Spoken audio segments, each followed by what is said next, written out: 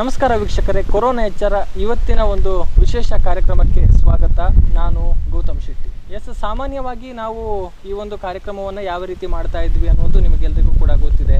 ಜನಪ್ರತಿನಿಧಿಗಳು ನಮ್ಮ ಸ್ಟುಡಿಯೋಗೆ ಬರ್ತಾ ಇದ್ರು. ಜನರ ಸಮಸ್ಯೆಗಳು ಏನು ಅನ್ನುವಂಥದ್ದನ್ನು ನೇರವಾಗಿ ದೂರವಾಣಿ ಕರೆಗಳ ಮೂಲಕ ವೀಕ್ಷಕರು ಅವರಿಗೆ ತಿಳಿಸಿ, ಜೊತೆಗೆ ಈ ಒಂದು ಲಾಕ್ಡೌನ್ ಸಂದರ್ಭದಲ್ಲಿ ನಡೀತಾ ಇರುವಂತಹ ಹೋರಾಟ ಏನಿದೆ ಅದು ಹೇಗೆ ನಡೀತಾ ಇದೆ, ಜೊತೆಗೆ ಏನಾದರೂ ಸಲಹೆಗಳು ಇರ್ಬೋದು ಜನರ ಮನಸ್ಸಿನಲ್ಲಿ ಕೂಡ, ಮುಂದಕ್ಕೆ ಇಂತಹ ಕೆಲಸಗಳಾಗಬೇಕು, ಈ ರೀತಿ ಆದರೆ ಇನ್ನೂ ಕೂಡ ನಾವು ಸಶಕ್ತವಾಗಿ ಇದರ ವಿರುದ್ಧ ಹೋರಾಟವನ್ನು ಮಾಡಬಹುದು ಅನ್ನುವಂಥ ನಿಟ್ಟಿನಲ್ಲಿ ಆ ಎಲ್ಲ ವಿಚಾರಗಳಿಗೆ ನಾವು ವೇದಿಕೆಯನ್ನು ಒದಗಿಸಿದ್ವಿ.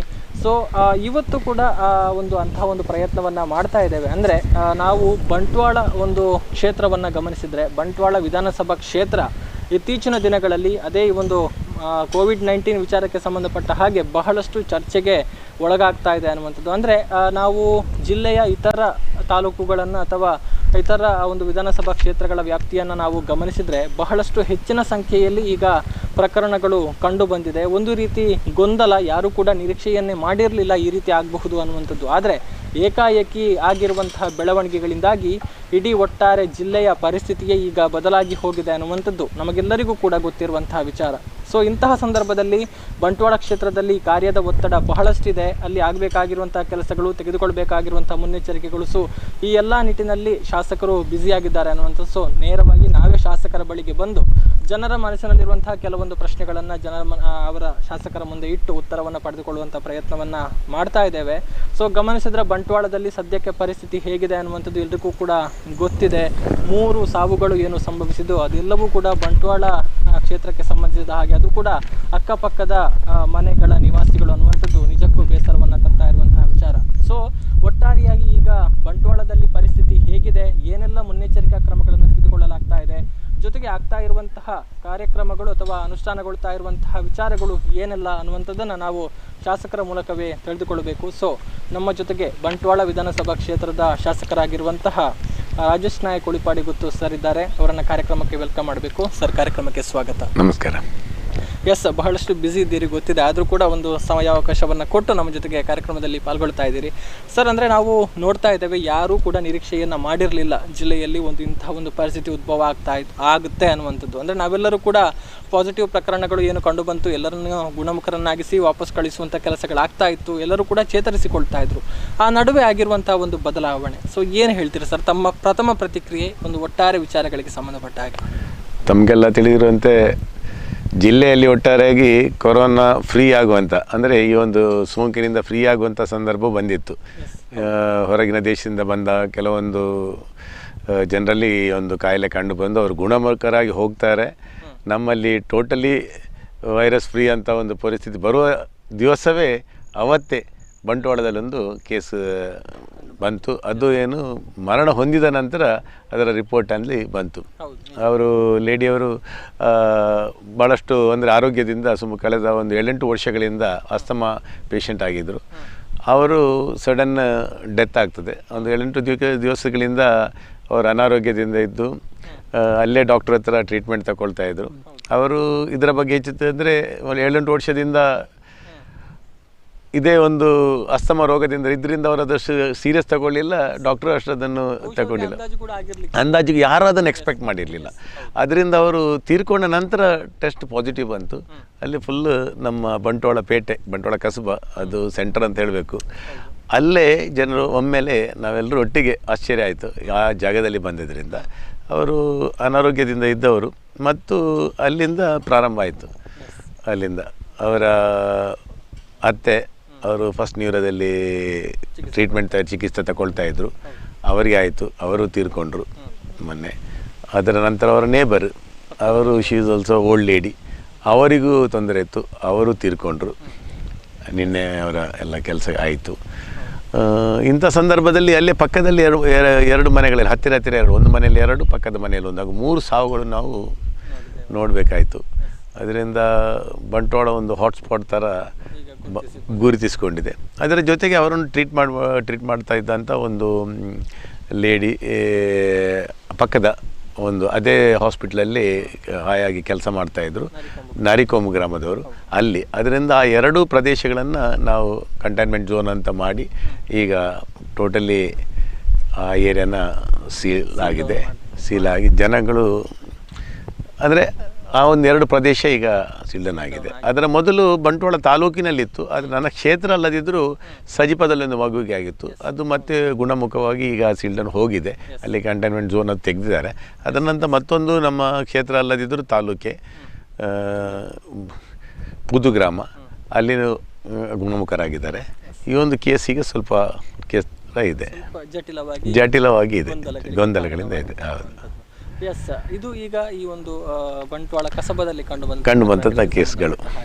ಇನ್ನು ಬಂಟ್ವಾಳ ವಿಧಾನಸಭಾ ಕ್ಷೇತ್ರ ಹೇಗಿದೆ ತಾವು ಕಂಡಾಗಿ? 2 ಲಾಕ್ಡೌನ್ ಅಂದರೆ 2ನೇ ಹಂತದ ಲಾಕ್ಡೌನ್ ಇನ್ನೇನು ತೆರವಾದರೆ 2 ದಿನಗಳಷ್ಟೇ ಬಾಕಿ ಇದೆ ಅನ್ನುವಂಥದ್ದು. ಸೊ ಮೊದಲ ಹಂತ ಮತ್ತು 2ನೇ ಹಂತ ಈ ಅವಧಿಯಲ್ಲಿ ತಮ್ಮ ವಿಧಾನಸಭಾ ಕ್ಷೇತ್ರ ಒಟ್ಟಾರೆಯಾಗಿ ಹೇಗಿತ್ತು ಅನ್ನುವಂಥದ್ದು? ಆ್ಯಕ್ಚುಲಿ ಒಟ್ಟಾರೆಯಾಗಿ ನೋಡಬೇಕಾದ್ರೆ ನಮಗೆಲ್ಲ ಸೇಫ್ ಕಾಣ್ತಾ ಇತ್ತು. ಈ ಒಂದು 2-3 ಕೇಸ್ಗಳನ್ನು ಬಿಟ್ಟರೆ, ಈ ಕೇಸ್ಗಳಿಂದಾಗಿ ಬಂಟ್ವಾಳ ಕಸಬಾ ಪೇಟೆ ಒಂದು ಸೀಲ್ಡನ್ ಆಗಿದೆ. ಅಲ್ಲ ನಂತರ ಒಂದು ನರಿಕೊಂಬು, ಈ ಪ್ರದೇಶಗಳನ್ನು ಬಿಟ್ಟರೆ ಒಟ್ಟಾರೆಯಾಗಿ ಬೇರೆ ಪ್ರದೇಶಗಳಲ್ಲಿ ಅಂಥ ಗೊಂದಲಗಳೇನಿಲ್ಲ. ಜನರು ಎಲ್ಲ ಪಾಲನೆ ಮಾಡ್ತಾ ಇದ್ದಾರೆ, ಈ ಲಾಕ್ಡೌನ್ ನಿಯಮಗಳನ್ನು ಪಾಲನೆ ಮಾಡ್ತಾ ಇದ್ದಾರೆ. ಸ್ವಲ್ಪ ಸಣ್ಣ ಪುಟ್ಟ ಗೊಂದಲಗಳು ಇದ್ದೇ ಇದೆ, ಅದು ಎಲ್ಲ ಕಡೆ ಇದೆ. ಆದರೆ ಮಾಡಿಕೊಂಡು ನಾವೇನು ಇನ್ನು ಲಾಕ್ಡೌನಿಂದ ಹೊರಗೆ ಬರ್ತೇವೆ, ಜನರು ನಿತ್ಯದ ಕಾರ್ಯಕ್ರಮದಲ್ಲಿ ತೊಡಗಿಸ್ಕೊಳ್ತೇವೆ ಅಂತ ಹೇಳೋ ಟೈಮಲ್ಲಿ ಇಂಥ ಒಂದು ಇದಾಗಿದೆ. ಅದರಿಂದ ಇದು ಎಲ್ಲ ಕಡೆ ಇದ್ದದ್ದೇ. ಅದರಿಂದ ನಾವು ಅದರೊಟ್ಟಿಗೆ ಹೊಂದಿಕೊಂಡು ಬಿಟ್ಟು ಈಗ ಸರ್ಕಾರದ ಏನು ಕಾನೂನುಗಳಿದೆ ಅದರೊಟ್ಟಿಗೆ ನಾವು ಅದಕ್ಕೆ ಸ್ಪಂದನೆ ಕೊಟ್ಕೊಳ್ತಿದ್ರೆ ಖಂಡಿತವಾಗ್ಲೂ ಈ ಒಂದು ವೈರಸ್ಸನ್ನು ತಡೆಗಟ್ಟುವಂಥ ಕೆಲಸದಲ್ಲಿ ಸಫಲರಾಗ್ಬೋದು.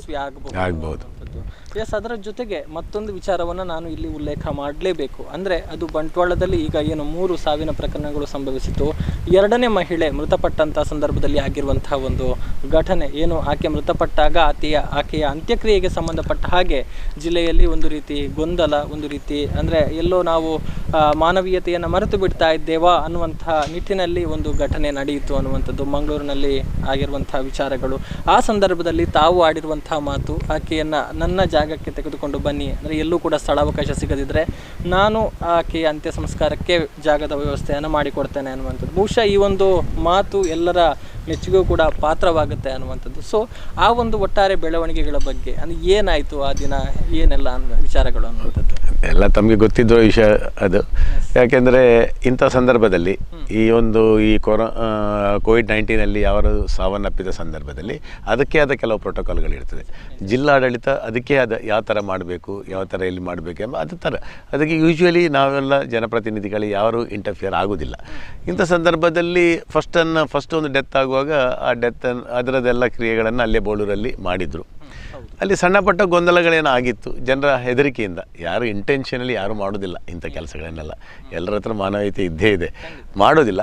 ಆದರೆ ಯಾವುದೋ ಒಂದು ಗೊಂದಲನ ಅಲ್ಲಿ ಸ್ವಲ್ಪ ಗೊಂದಲ ಆಯಿತು ಅಂತ 2ನೇದಾಗುವಾಗ ಮನೆಯವರು ಆ ಗೊಂದಲಗಳನ್ನು ಕಂಡಿದ್ದರು. ನಾನು ಮನೆಯವ್ರ ಹತ್ರ ಮಾತಾಡಿದೆ. ಆಗ ಅವರು ಹೇಳಿದರು, ಇಲ್ಲ ಜಿಲ್ಲಾಡಳಿತದಲ್ಲಿ ಹೇಗೂ ಮಾಡ್ತಾರೆ, ಬಟ್ ನಮಗೆ ಹೋಗಲಿಕ್ಕೆ ಅಲ್ಲಿ ಬೇಜಾರಿದೆ. ಯಾಕೆಂದರೆ ಮನೆಯಲ್ಲಿ ಒಂದು ಡೆತ್ ಆಗಿದೆ, 2ನೇ ಡೆತ್ ಆಗುವ ನ್ಯಾಚುರಲಿ ಅವರೇ ಮಾಡ್ತಾರೆ ಅಂತ ಹೇಳಿದರೆ ಅವರಿಗೆ ಬಿಟ್ಟು ಕೊಟ್ಟರು. ಜಿಲ್ಲಾಡಳಿತ ಏನು ಮಾಡಿತ್ತು, ಅಲ್ಲೇ ಇತ್ತು ಜನರಲ್ಲಿ ಗೊಂದಲಗಳು. ಕೆಲವೊಂದು ಮಾಧ್ಯಮಗಳಲ್ಲಿ ಎಲ್ಲ ಬಂದಿತ್ತು, ಅಲ್ಲಿ ಇಲ್ಲಿ ತಗೊಂಡು ಹೋದ್ರು ಅಂತ. ಇಲ್ಲ, ಆ ಥರ ಏನಾಗಿಲ್ಲ, ಎಲ್ಲಿ ಹೋಗಿಲ್ಲ, ಹಾಸ್ಪಿಟ್ಲಲ್ಲೇ ಇತ್ತು.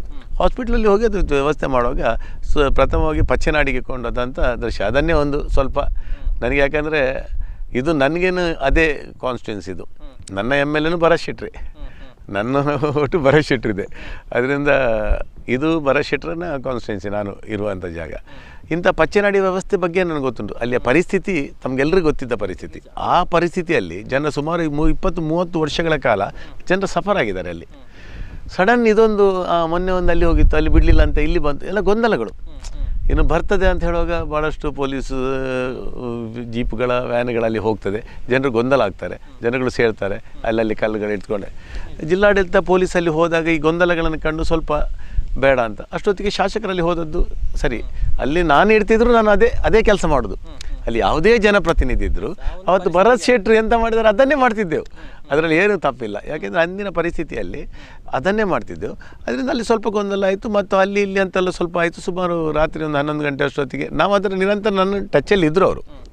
ಯಾಕೆಂದರೆ ಅದು ಜಿಲ್ಲಾಡಳಿತದ ಕ್ರಮವಾಗಿ ನಾವೇನು ಇಂಟರ್ಫಿಯರ್ ಆಗಿರಲಿಲ್ಲ. ನಾನು ಅದಕ್ಕೆ ಆ ಸಂದರ್ಭದಲ್ಲಿ ನಾನು ಹೇಳಿದೆ, ಏನಂತ ಗಡಿಬಿಡಿ ಮಾಡುವಂಥ ಏನಿಲ್ಲ, ನಮ್ಮಲ್ಲಿ ಜಾಗ ಉಂಟು, ಇಲ್ಲೇ ಮಾಡ್ಬೋದು ಅಂತ. ಆ ವ್ಯವಸ್ಥೆಗಳನ್ನು ಅದರ ಮೊದಲು ನಾನು ಸಂಸದರ ಹತ್ರ ಒಂದು ಮಾತಾಡಿದೆ. ಯಾಕೆಂದರೆ ನಮ್ಮದು ಪಕ್ಷದ ಅಧ್ಯಕ್ಷರು ಬೇರೆಯವರು, ಅದರಿಂದ ಅವ್ರ ಹತ್ರ ಒಂದು ಕೇಳೋಣ ಅಂತ. ಸೊ 11 ಗಂಟೆ ಹೊತ್ತಿಗೆ ನಳಿನ್ ಕುಮಾರ್ ಹತ್ರ ಮಾತಾಡೋ ಅವರು ಹೇಳಿದರು, ಮನೆಯವ್ರ ಹತ್ರ ಒಂದು ಕೇಳ್ಕೊಳ್ಳಿ, ಅಲ್ಲೇ ಮಾಡಿದರೆ ಆಗ್ಬೋದು ಅಂತ. ಮತ್ತು ಮನೆಯಲ್ಲಿ ಕೇಳುವಾಗಲೂ ದೇ ಸೈಡ್ ಓಕೆ, ಏನು ತೊಂದರೆ ಇಲ್ಲ ಅದರಲ್ಲಿ, ಏನು ಮಾಡಿದರೆ ಏನಾಗ್ತದೆ ಅಂತ. ಹಾಗೆಲ್ಲ ಡಿಸೈಡ್ ಮಾಡುವಾಗ ಅಲ್ಲೇ ಕೈಕುಂಜ ಅಂತ ಒಂದು ಪ್ರದೇಶದಲ್ಲಿ ಒಂದು ಜಾಗ ಸ್ವಲ್ಪ ಒಳಗೆ, ಏನು ತೊಂದರೆ ಇಲ್ಲ ಮತ್ತು ಹೇಳಿದರು ಜಿಲ್ಲಾಡಳಿತ ಅಲ್ಲಿ ಮಾಡ್ಬೋದು ಸರ್, ಅಲ್ಲಿ ಏನು ತೊಂದರೆ ಬಂದರೆ ಖಂಡಿತವಾಗಲಿ. ಅಲ್ಲಿಂದ ಕೆಲವು ಕರೆಗಳು ಬರಲಿಕ್ಕೆ ಪ್ರಾರಂಭ ಆಯಿತು ನನಗೆ, ಹೀಗೀಗ ಇಲ್ಲಿ ತರ್ತಾರೆ ಅಂತ. ಹಾಗೆ ನಾನು ಹೇಳಿದೆ, ನೋಡಿ ನನ್ನಲ್ಲೇ ಮಾಡಲಿಕ್ಕೆ ಹೇಳಿದ್ದೇನೆ, ನಿಮ್ಮಲ್ಲಿ ಏನು ತೊಂದರೆ ಅಂತ ನಾನು ಎಕ್ಸ್ಪ್ಲೇನ್ ಮಾಡುವಾಗ ಅದೆಲ್ಲ ತಣ್ಣಗೆ ಆಯಿತು ಅಲ್ಲಿಗೆ. ಜನರು ಮತ್ತು ಅದಕ್ಕೆ ಸಪೋರ್ಟ್ ಮಾಡಿದರು, ಜನರಿಗೆ ಅರ್ಥ ಆಯಿತು, ಸಪೋರ್ಟ್ ಮಾಡಿದ್ದು ಭಾಳ ಒಳ್ಳೆಯದರಲ್ಲಿ ಆಯಿತು. ನೆಕ್ಸ್ಟ್ ಡೇ ಮಾರ್ನಿಂಗ್ ಕೂಡ ನಾನಲ್ಲಿ ಕೆಲವೊಂದು ಸಣ್ಣ ಪುಟ್ಟ ಇದ್ದೇ ಇರ್ತಾರೆ ಅದು ಅರ್ಧ ಬೆಂದಿದೆ, ಅದು ಸರಿ ನೋಡಿಲ್ಲ ಅಂಥದ್ದೊಂದು ಬೆಳಗ್ಗೆ ಆಗುವಾಗ ಸೋಷಿಯಲ್ ಮೀಡಿಯಾದಲ್ಲಿ ಅಲ್ಲೆಲ್ಲ ಹಬ್ಬಿಕೊಂಡಿತ್ತು. ಅದೇ ಬೆಳಗ್ಗೆ ಎದ್ದು ನಾನು ಸೀದಾ ಅಲ್ಲೇ ಹೋದೆ, ನಾನು ಸ್ಪಾಟಿಗೆ ಹೋದೆ. ಪಕ್ಕದವರನ್ನು ನಾನು ಹೋಗಿ ಅಲ್ಲಿ ಹತ್ತಿರನೇ ಎಲ್ಲಿ ಅದಕ್ಕೆ ಬೆಂಕಿ ಆಗಿತ್ತು ಅದರ ಹತ್ತಿರ ನಿಂತು ಜನರನ್ನು ಅಲ್ಲಿ ಪಕ್ಕದವರನ್ನು ಕರೆದೆ, ಬನ್ನಿ ನೋಡಿ ಅಂತ. ಬಂದು ಅವರಿಗೂ ಹತ್ತಿರ ಬಂದು ನಾವೆಲ್ಲದ್ರಿಗೂ ದೇ ಕನ್ವಿನ್ಸ್ಡ್. ಅದರ ನೆಕ್ಸ್ಟ್ ಡೇ ನನಗೆ ಭಾಳ ಸಂತೋಷ ಆದದಂದರೆ ಬಹಳಷ್ಟು ಜನರ ಫೋನ್, ನಮ್ಮಲ್ಲಿ ಮಾಡಿ ನಮ್ಮದು ಜಾಗ ಇದೆ ಇದಕ್ಕೆ ಅಂತ. ಆದರೆ ಜನರು, ನಾನು ಹೇಳೋದಾದರೆ ಆವತ್ತು ಅಂಥ ಒಂದು ಘಟನೆ ನಡೆದದ್ರಿಂದ ಏನಷ್ಟು ಒಂದು 2 ಗಂಟೆ ಡಿಲೇ ಆಗಿರ್ಬೋದು ಅಷ್ಟೇ ಹೊರತು ಯಾವುದೇ ದುರ್ಘಟನೆ ನಡೆದಿಲ್ಲ. ಅದನ್ನೇ ನಾವು ಏನಾದರೂ ಫೋರ್ಸಿಬಲಿ ಮಾಡ್ತಿದ್ರೆ ಇನ್ನಷ್ಟು ದೊಡ್ಡ ಘಟನೆ ಆಗಿ ನಮ್ಮ ಜಿಲ್ಲೆಗೆ ಕೆಟ್ಟ ಹೆಸರು ಅದರಿಂದ ಕೈ ಮೀಡ್ತಾ ಇತ್ತು. ಅದಕ್ಕಿಂತ ಆಗ ಅಲ್ಲಿ ಮಾಡಿದ ಶಾಸಕರಾಗಲಿ ಮತ್ತೊಬ್ಬರಲ್ಲಿ ಎಲ್ಲರೂ ಜಿಲ್ಲಾಡಳಿತ ಆಗಿ ಅವರವರ ಕೆಲಸವನ್ನು ಚೆನ್ನಾಗಿ ಮಾಡಿದ್ದಾರೆ. ಅದರಿಂದ ಯಾವುದೇ ಗೊಂದಲ ಇಲ್ಲದೆ ಅದು ಚೆನ್ನಾಗಿ ನಡೆಯುತ್ತೆ.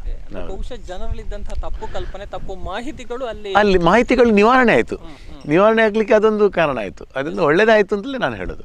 ಪರಿಣಾಮವನ್ನು ನಾವು ನಿನ್ನೆ ಇದರಲ್ಲಿ ನೋಡಿದ್ದೇವೆ. ನಾವು ಯಾವುದೇ ಗೊಂದಲಗಳಿಲ್ಲ.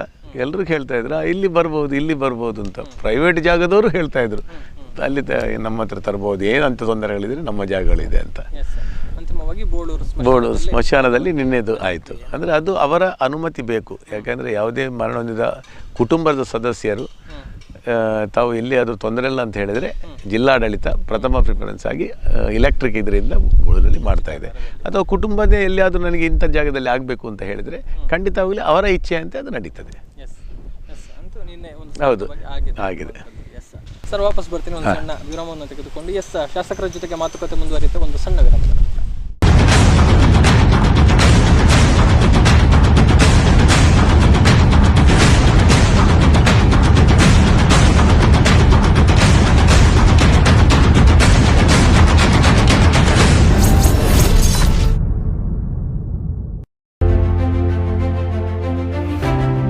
Thank you corona warriors. बेटे आप लोग जल्दी से घर जाओ। Thank you sir. हाँ बेटा जाओ, घर जाओ। पूरी मेडिकल कम्युनिटी खड़ी है आपके लिए ढाल बनके। हम हैं कोरोना वॉरियर। मैं हूँ कोरोना वॉरियर। मैं हूँ कोरोना वॉरियर। हम हैं corona warrior. Thank you corona warriors. Thank you शुक्रिया, good job. Thank you. Stay home, stay safe. Thank you corona warriors for saving us.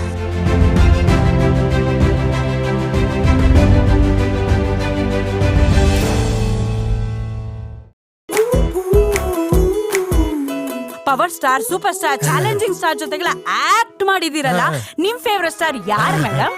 Family star. ಸಿನಿಮಾದಲ್ಲಿ ಕಷ್ಟದಲ್ಲಿರೋರ್ನ star ಕಾಪಾಡ್ತಾರೆ. ನಮ್ ಫ್ಯಾಮಿಲಿ ಹೆಲ್ತ್ ನ ಅಧಿಕ ವಿಟಮಿನ್ಸ್ ಇರೋ ಈ ಸ್ಟಾರ್ ಕಾಪಾಡ್ತಾರೆ. Sun premium refine sunflower oil. Family star.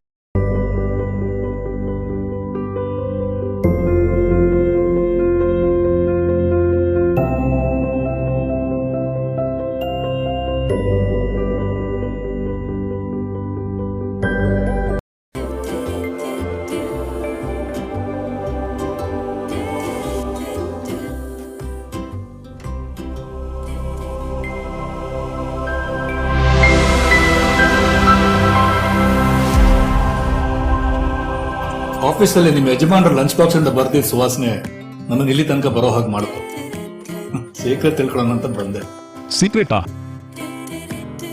ಕುಟುಂಬವನ್ನ ಪ್ರೀತಿಸೋ ಪ್ರತಿಯೊಬ್ಬ ಮಹಿಳೆಯ ಆಯ್ಕೆ ಅರುಣಾ ಮಸಾಲ. ಯಾವುದೇ ಕಲಬೆರಕೆ ಇಲ್ಲದೆ ಅತ್ಯಂತ ಶುದ್ಧವಾಗಿ ಆಯ್ದ ಸಾಂಬಾರು ಪದಾರ್ಥ ಬಳಸಿ ತಯಾರಿಸುವ ಪಾರಂಪರಿಕ ರುಚಿಯ ಪ್ರತೀಕ Aruna masala.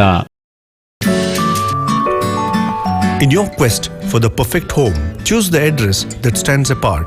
Land Trades Solitaire, situated at Hattil, The perfect location with splendid amenities and facilities and a spectacular view too. Land Trades Solitaire. It's where you deserve to live.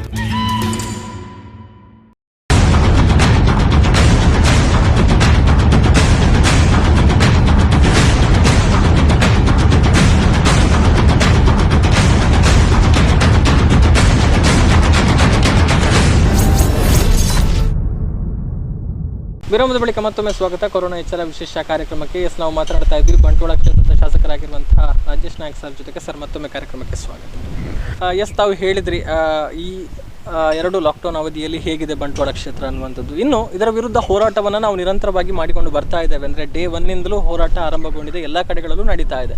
So ಈ ಸಂದರ್ಭದಲ್ಲಿ ಅನೇಕ ಸವಾಲುಗಳು ಕೂಡ ಎದುರಾಗುತ್ತೆ. ಸೊ ಬಂಟ್ವಾಳ ವಿಧಾನಸಭಾ ಕ್ಷೇತ್ರ ಎದುರಿಸಿದಂತಹ ಸವಾಲುಗಳು ಏನು ಅನ್ನುವಂಥದ್ದು ಸರ್?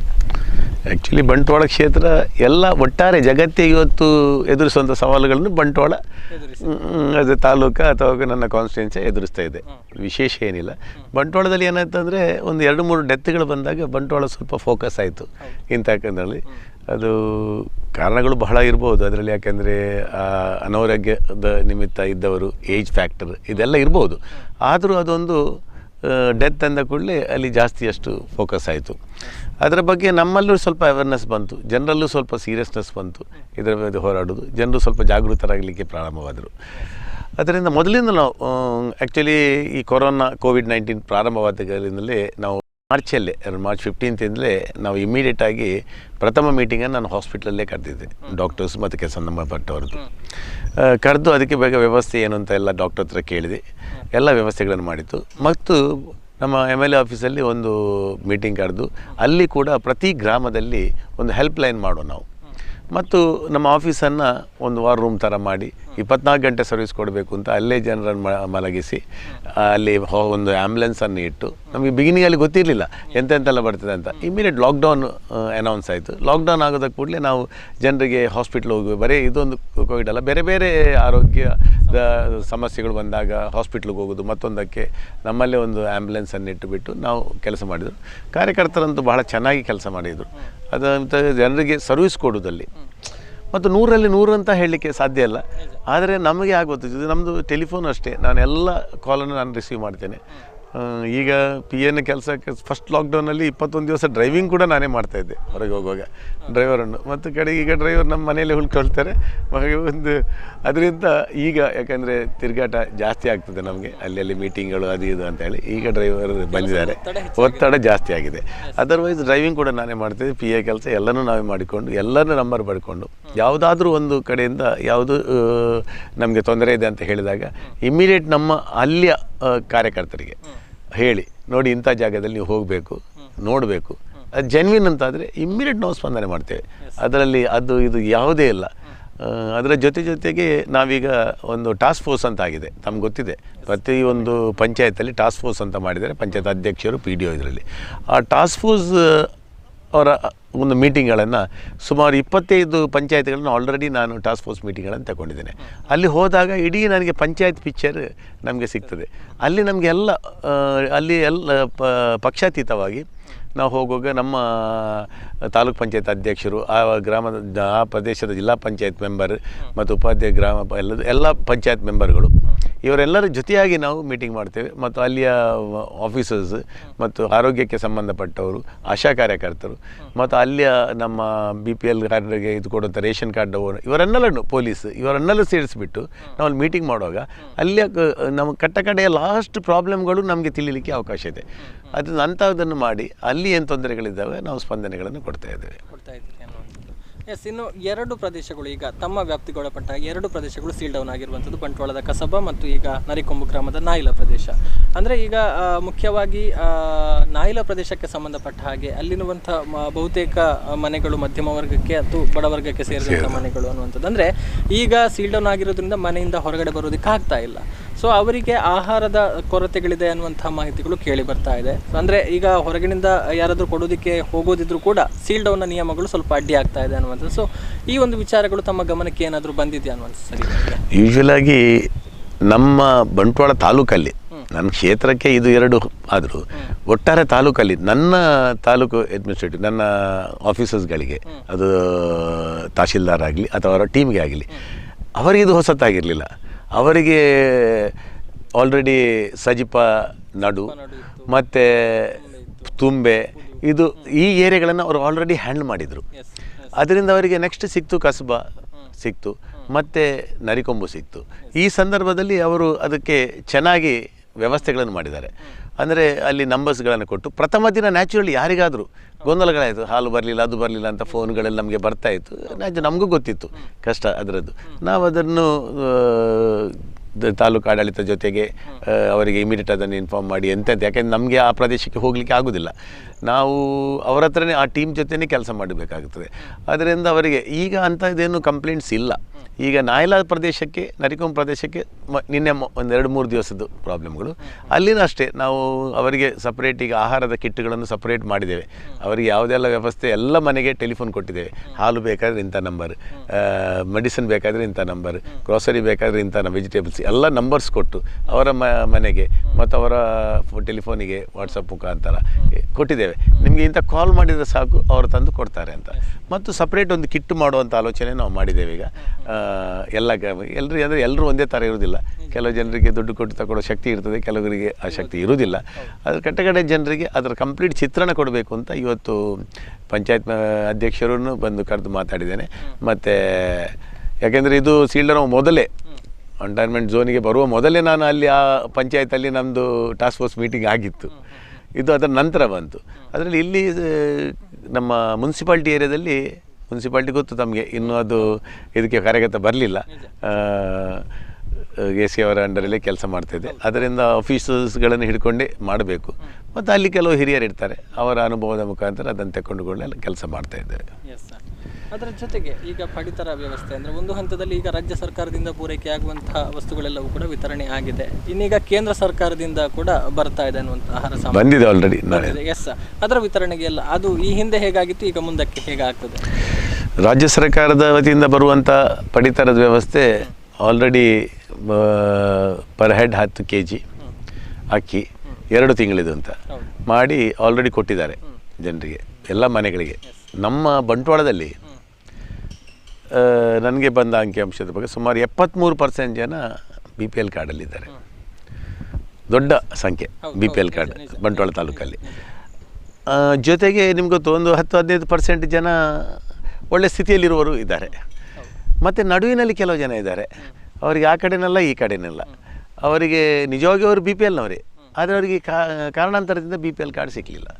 ಅಂಥವ್ರನ್ನು ನಾನು ಇಂಥ ಮೀಟಿಂಗ್ ಹೋದಾಗ ನಮ್ಮ EO ಅವರ ಹತ್ರ ಕರೆದು ಮತ್ತು ಎಲ್ಲ PDಗಳನ್ನು ಕರೆದು ಇಮಿಡಿಯೇಟ್ ನನಗೆ ಅಂಥ ಲೀಸ್ಟ್ಗಳು ಬೇಕು ಅಂತ ಹೇಳಿ ಆ ಲೀಸ್ಟ್ಗಳನ್ನು ತರಿಸಿ, ಆ ಲೀಸ್ಟ್ಗಳನ್ನು ಬಂದಾಗ ಇಮಿಡಿಯೇಟ್ ಅವರಿಗೆ ಒಂದು ಎಮರ್ಜೆನ್ಸಿಯಾಗಿ ಒಂದು 10 kg ಅಷ್ಟು ಅಕ್ಕಿಯನ್ನು ಪ್ರತಿ ಮನೆಗೆ ಕಳಿಸಿದ್ದೇವೆ. ಅದು ವೈಯಕ್ತಿಕ ನೆಲೆಯಲ್ಲಿ ನಾವು ಕಳಿಸಿದ್ದೇವೆ. ಯಾಕೆಂದರೆ ಯಾರಿಗೂ ಊಟಕ್ಕೆ ತೊಂದರೆ ಆಗಬಾರ್ದು. ನಮ್ಮಲ್ಲಿ ಭಾಳಷ್ಟು ಲಕ್ಸುರಿ ಈಗ ಇಲ್ಲ ಅಂತಾದರೂ ಕನಿಷ್ಠ ಆಹಾರ ಹೊಟ್ಟೆ ಬೀಳುವಂಥ ಆಹಾರಗಳನ್ನು ಆ ವ್ಯವಸ್ಥೆಯಲ್ಲಿ ನಾವು ಎಲ್ಲಿನೂ ಯಾರು ಫೋನ್ ಮಾಡಿದ್ರು ಅಂಥ ವ್ಯವಸ್ಥೆ ಇದ್ದರೆ ನಮ್ಮ ಕ್ಷೇತ್ರದಲ್ಲಿ 100ಕ್ಕೆ 100 ನಾವು ಅದಕ್ಕೆ ಸ್ಪಂದನೆಯನ್ನು ಮಾಡಿದ್ದೇವೆ. ಹೆಚ್ಚಾಗಿ ನಾನು ಹೇಳೋದಕ್ಕಿಂತ ನನಗಿಂತಲೂ ಹೆಚ್ಚಾಗಿ ನಮ್ಮ ಕಾರ್ಯಕರ್ತರು, ಅಲ್ಲಲ್ಲಿ ಸಂಘ ಸಂಸ್ಥೆಗಳು ಕಾರ್ಯಕರ್ತರೆಲ್ಲ ನಿತ್ಯ ನಿರಂತರ ಈ ಕಿಟ್ಗಳನ್ನು ಹಂಚೋದಾಗಲಿ, ಜನರ ಹತ್ರ ಹೋಗಿ ಇದು ಮಾಡುವ ಕೆಲಸಗಳನ್ನು ಮಾಡಿದ್ದಾರೆ. ಭಾಳಷ್ಟು ಚೆನ್ನಾಗಿ ಕೆಲಸ ಮಾಡ್ತಾಯಿದ್ದಾರೆ. 1-2 ಕಂಪ್ಲೇಂಟ್ ಬರ್ಬೋದು, ನೀವು ಇಂಥ ಸ್ಟುಡಿಯೋದಲ್ಲಿ ಪ್ರೋಗ್ರಾಮ್ ತಗೊಳ್ಳೋ ಸಂದರ್ಭದಲ್ಲಿ ಒಬ್ಬರು ಇಬ್ಬರು ಅಂಥದನ್ನು ನಾವು ಇಮಿಡಿಯೇಟ್ ಹೋಗಿ ನೋಡ್ತೇವೆ. ಅದರಲ್ಲಿ ಎಷ್ಟು ಜೆನ್ಯೂನಿಟಿ ಉಂಟು, ಅದು ಎಷ್ಟು ಜೆನ್ಯೂನ್, ಅದನ್ನು ನಾವು ನೋಡ್ತೇವೆ. ನೋಡಿದ ಕೂಡಲೇ ಇಮಿಡಿಯೇಟ್ ಅದಕ್ಕೆ ಬೇಕಾದ ಸ್ಪಂದನೆಗಳನ್ನು ನಾವು ಕೊಡ್ತೇವೆ. ಬಹುಶಃ ಆ ಒಂದು ಗುರುತಿಸುವಂಥ ಕೆಲಸ ಕೂಡ ತಮ್ಮ ಕ್ಷೇತ್ರ ವ್ಯಾಪ್ತಿಯಲ್ಲಿ ಅಚ್ಚುಕಟ್ಟಾಗಿ ನಡೀತಾ ಇದೆ. ಅದು ಬಹುಶಃ ಜಿಲ್ಲಾ ಪಂಚಾಯತ್ ಜಿಲ್ಲಾಧಿಕಾರಿ ಕಚೇರಿಯಲ್ಲಿ ನಡೆದಂಥ ಸಭೆಯಲ್ಲಿ ಕೂಡ ಆ ಒಂದು ವಿಚಾರ ಉಲ್ಲೇಖ ಆಗಿದೆ ಅನ್ನುವಂಥದ್ದು. ಎಸ್, ಇನ್ನು ಮತ್ತೊಂದು ಸವಾಲು ತಮ್ಮ ಕ್ಷೇತ್ರಕ್ಕೆ ಸಂಬಂಧಪಟ್ಟಾಗಿದ್ದದ್ದು ನಾವು ಗಮನಿಸಿದ ಹಾಗೆ ಗಡಿಭಾಗಗಳು. ಯಾಕಂತ ಹೇಳಿದರೆ ಅನೇಕ ಕರ್ನಾಟಕ ಕೇರಳ ಗಡಿಗಳ ಒಳರಸ್ತೆಗಳು ತಮ್ಮ ಕ್ಷೇತ್ರ ವ್ಯಾಪ್ತಿಗೆ ಬರ್ತಾ ಇದೆ ಅನ್ನುವಂಥದ್ದು. ಅಲ್ಲೂ ಕೂಡ ಆರಂಭದಲ್ಲಿ ಬಹಳಷ್ಟು ಸವಾಲುಗಳಿತ್ತು. ಯಾಕಂತ ಹೇಳಿದರೆ ಬಂದ್ ಮಾಡಿದರೆ ಅತ್ತ ಕಡೆ ಸ್ವಲ್ಪ ನಮ್ಮ ಭಾಗ ಉಳಿದುಕೊಳ್ಳುತ್ತೆ, ಅವರಿಗೆ ಆಚೆ ಈಚೆ ಹೋಗೋದಕ್ಕೆ ಆಗೋದಿಲ್ಲ ಅನ್ನುವಂಥದ್ದೆಲ್ಲ ಇತ್ತು. ಸೊ ಅದನ್ನೆಲ್ಲ ಹೇಗೆ ಸರಿ ಮಾಡಲಾಯಿತು? ನಮ್ಮ ಕ್ಷೇತ್ರದಲ್ಲಿ ಅಂಥದ್ದು ಬಹಳಷ್ಟು ದೊಡ್ಡ ಪ್ರಾಬ್ಲಮ್ ಇತ್ತು, ಸವಾಲಿತ್ತು. ಗಾಡಿ ಬಂದ್ ಆಗೋದು ಅಂತ ತಿಳ್ಕೊಂಡ ಕೂಡಲೇ ನಾವು ಗಾಡಿಯನ್ನು ಕಟ್ಟುನಿಟ್ಟಾಗಿ ಬಂದ್ ಮಾಡಬೇಕು ಅಂತ ನಾನು ಸೂಚನೆ ಕೊಟ್ಟಿದ್ದೆ. ಯಾಕೆಂದರೆ ಆಗ ನಿಮ್ಗೆ ಗೊತ್ತು, ಕೇರಳ ಬಾರ್ಡ್ರಿಂದ ಭಾಳಷ್ಟು ಕೇಸ್ಗಳು ಬರುತ್ತದೆ. ಯಾಕಂದ್ರೆ ನಮ್ಮದು ಫೈನಲ್ ಏನಂದರೆ ಆರೋಗ್ಯದ ದೃಷ್ಟಿ ಮತ್ತು ಯಾವುದೇ ಇದಿಲ್ಲ. ಅದರಿಂದ ಆ ದೃಷ್ಟಿಯಿಂದ ನಾವು ಗಡಿ ಭಾಗವನ್ನು ಭಾಳಷ್ಟು ಸ್ಟ್ರಿಕ್ಟಾಗಿ ಬಂದ್ ಮಾಡಿದೆವು. ಆದರೂ ಕೆಲವೊಮ್ಮೆ ನಡು ಜನರು ಇದ್ದರು. ಆಗ ನಾವೇನು ಮಾಡಿದೆವು, ಅಲ್ಲಿ ನಾವು ಟಾಸ್ಕ್ ಫೋರ್ಸ್ ಮೀಟಿಂಗ್ ತಗೊಂಡೆವು ಆ ಭಾಗದ ಪಂಚಾಯತ್ಗಳಲ್ಲಿ, ಅದು ಸಾಲತ್ತೂರು ಇರಲಿ, ಕೊಡ್ಲಾಡಿ ಇರಲಿ, ಆ ಜಾಗದಲ್ಲಿ ಕರೋಪಾಡಿ ಇಂಥ ಜಾಗದಲ್ಲಿ ನಾವು ಅಲ್ಲಿ ಟಾಸ್ಕ್ ಫೋರ್ಸ್ ಮೀಟಿಂಗ್ಗಳನ್ನು ಇಮಿಡಿಯೇಟ್ ಮಾಡಿದೆವು. ಮಾಡಿಬಿಟ್ಟು ಅಲ್ಲಿ ಪೊಲೀಸ್ ಅಧಿಕಾರಿ, ತಹಶೀಲ್ದಾರ್ ಇವರೆಲ್ಲ ಮೀಟಿಂಗಲ್ಲಿ ಇರುವಾಗಿ ನೋಡಿಕೊಂಡೆವು. ಜನರ ಹತ್ರ ಅಂದರೆ ಎಲ್ಲ ಪಬ್ಲಿಕನ್ನು ನಾವು ಟಾಸ್ಕ್ ಫೋರ್ಸ್ ಮೀಟಿಂಗಲ್ಲಿ ಇಲ್ಲ, ಎಲ್ಲ ಜನಪ್ರತಿನಿಧಿಗಳು ಪಂಚಾಯತ್ ಮೆಂಬರ್ಗಳಿಂದ ಹಿಡಿದು ಅಧಿಕಾರಿಗಳಿಂದ ಅವರ ಮುಖಾಂತರ ಈ ಕಂಪ್ಲೇಂಟ್ಗಳೆಲ್ಲ ಬಂತು. ಆಗ ಅಲ್ಲೇ ಕೂತು, ಯಾಕೆಂದರೆ ಆ ಕಡೆ ಕೇರಳ, ಈ ಕಡೆ ನಡುವಿನಲ್ಲಿ ಕರ್ನಾಟಕ ಇದ್ದ ಭಾಗಗಳು, ಸಣ್ಣ ಪುಟ್ಟ ಗ್ರಾಮಗಳು ಇದೆ. ಆಗ ಸ್ವಲ್ಪ ಅಲ್ಲಿ ಅಧಿಕಾರಿಗಳು ಮತ್ತು ಇಲ್ಲಿ ಅಧಿಕಾರಿಗಳು ಮಾತನಾಡಿಕೊಂಡು ಅಂಥ ವ್ಯವಸ್ಥೆಗಳಲ್ಲಿ ತೊಂದರೆ ಬಾರದಾಗೆ ಜೆನ್ವಿನ್ ಇದ್ದ ಕೇಸ್ಗಳನ್ನು ಎಲ್ಲ ವ್ಯವಸ್ಥೆಗಳನ್ನು ಮಾಡಿ ಈಗ ಅಂಥ ಪ್ರಾಬ್ಲಮ್, ಅಂಥ ಕಂಪ್ಲೇಂಟ್ಗಳು ಈಗ ಇಲ್ಲ. ಸರಿ ಮಾಡಿದ್ದೇವೆ. ಹೌದು ಹೌದು. ಮುಂದಿನ ದಿನಗಳಲ್ಲಿ ಗಡಿಗಳು ತೆರವಾದಾಗ ಅದೇ ಎಲ್ಲವೂ ಸರಿ ಆಗ್ತದೆ. ಹೌದು, ಎಲ್ಲವೂ ಸರಿ ಆಗ್ತದೆ ಅನ್ನುವಂಥದ್ದು. ಎಸ್, ಮತ್ತಷ್ಟು ಮಾತನಾಡ್ತೀನಿ. ಇನ್ನೊಂದು ಸಣ್ಣ ವಿರಾಮವನ್ನು ತೆಗೆದುಕೊಳ್ಬೇಕು. ಎಸ್, ಶಾಸಕರ ಜೊತೆಗೆ ಮಾತುಕತೆ ಮುಂದುವರಿಯುತ್ತೆ. ಒಂದು ಸಣ್ಣ ವಿರಾಮ.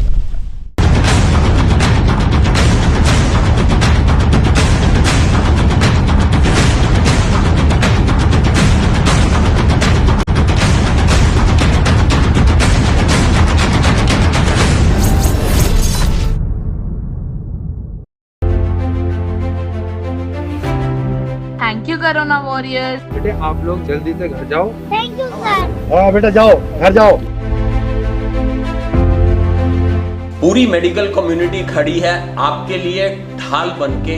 हम हैं कोरोना वॉरियर। मैं हूँ कोरोना वॉरियर। मैं हूँ कोरोना वॉरियर। हम हैं corona warrior. Thank you corona warriors. Thank you शुक्रिया, good job. Thank you. Stay home, stay safe. Thank you corona warriors for saving us.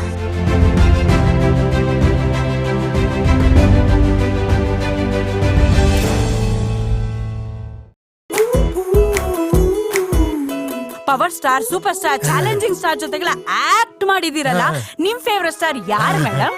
Family star.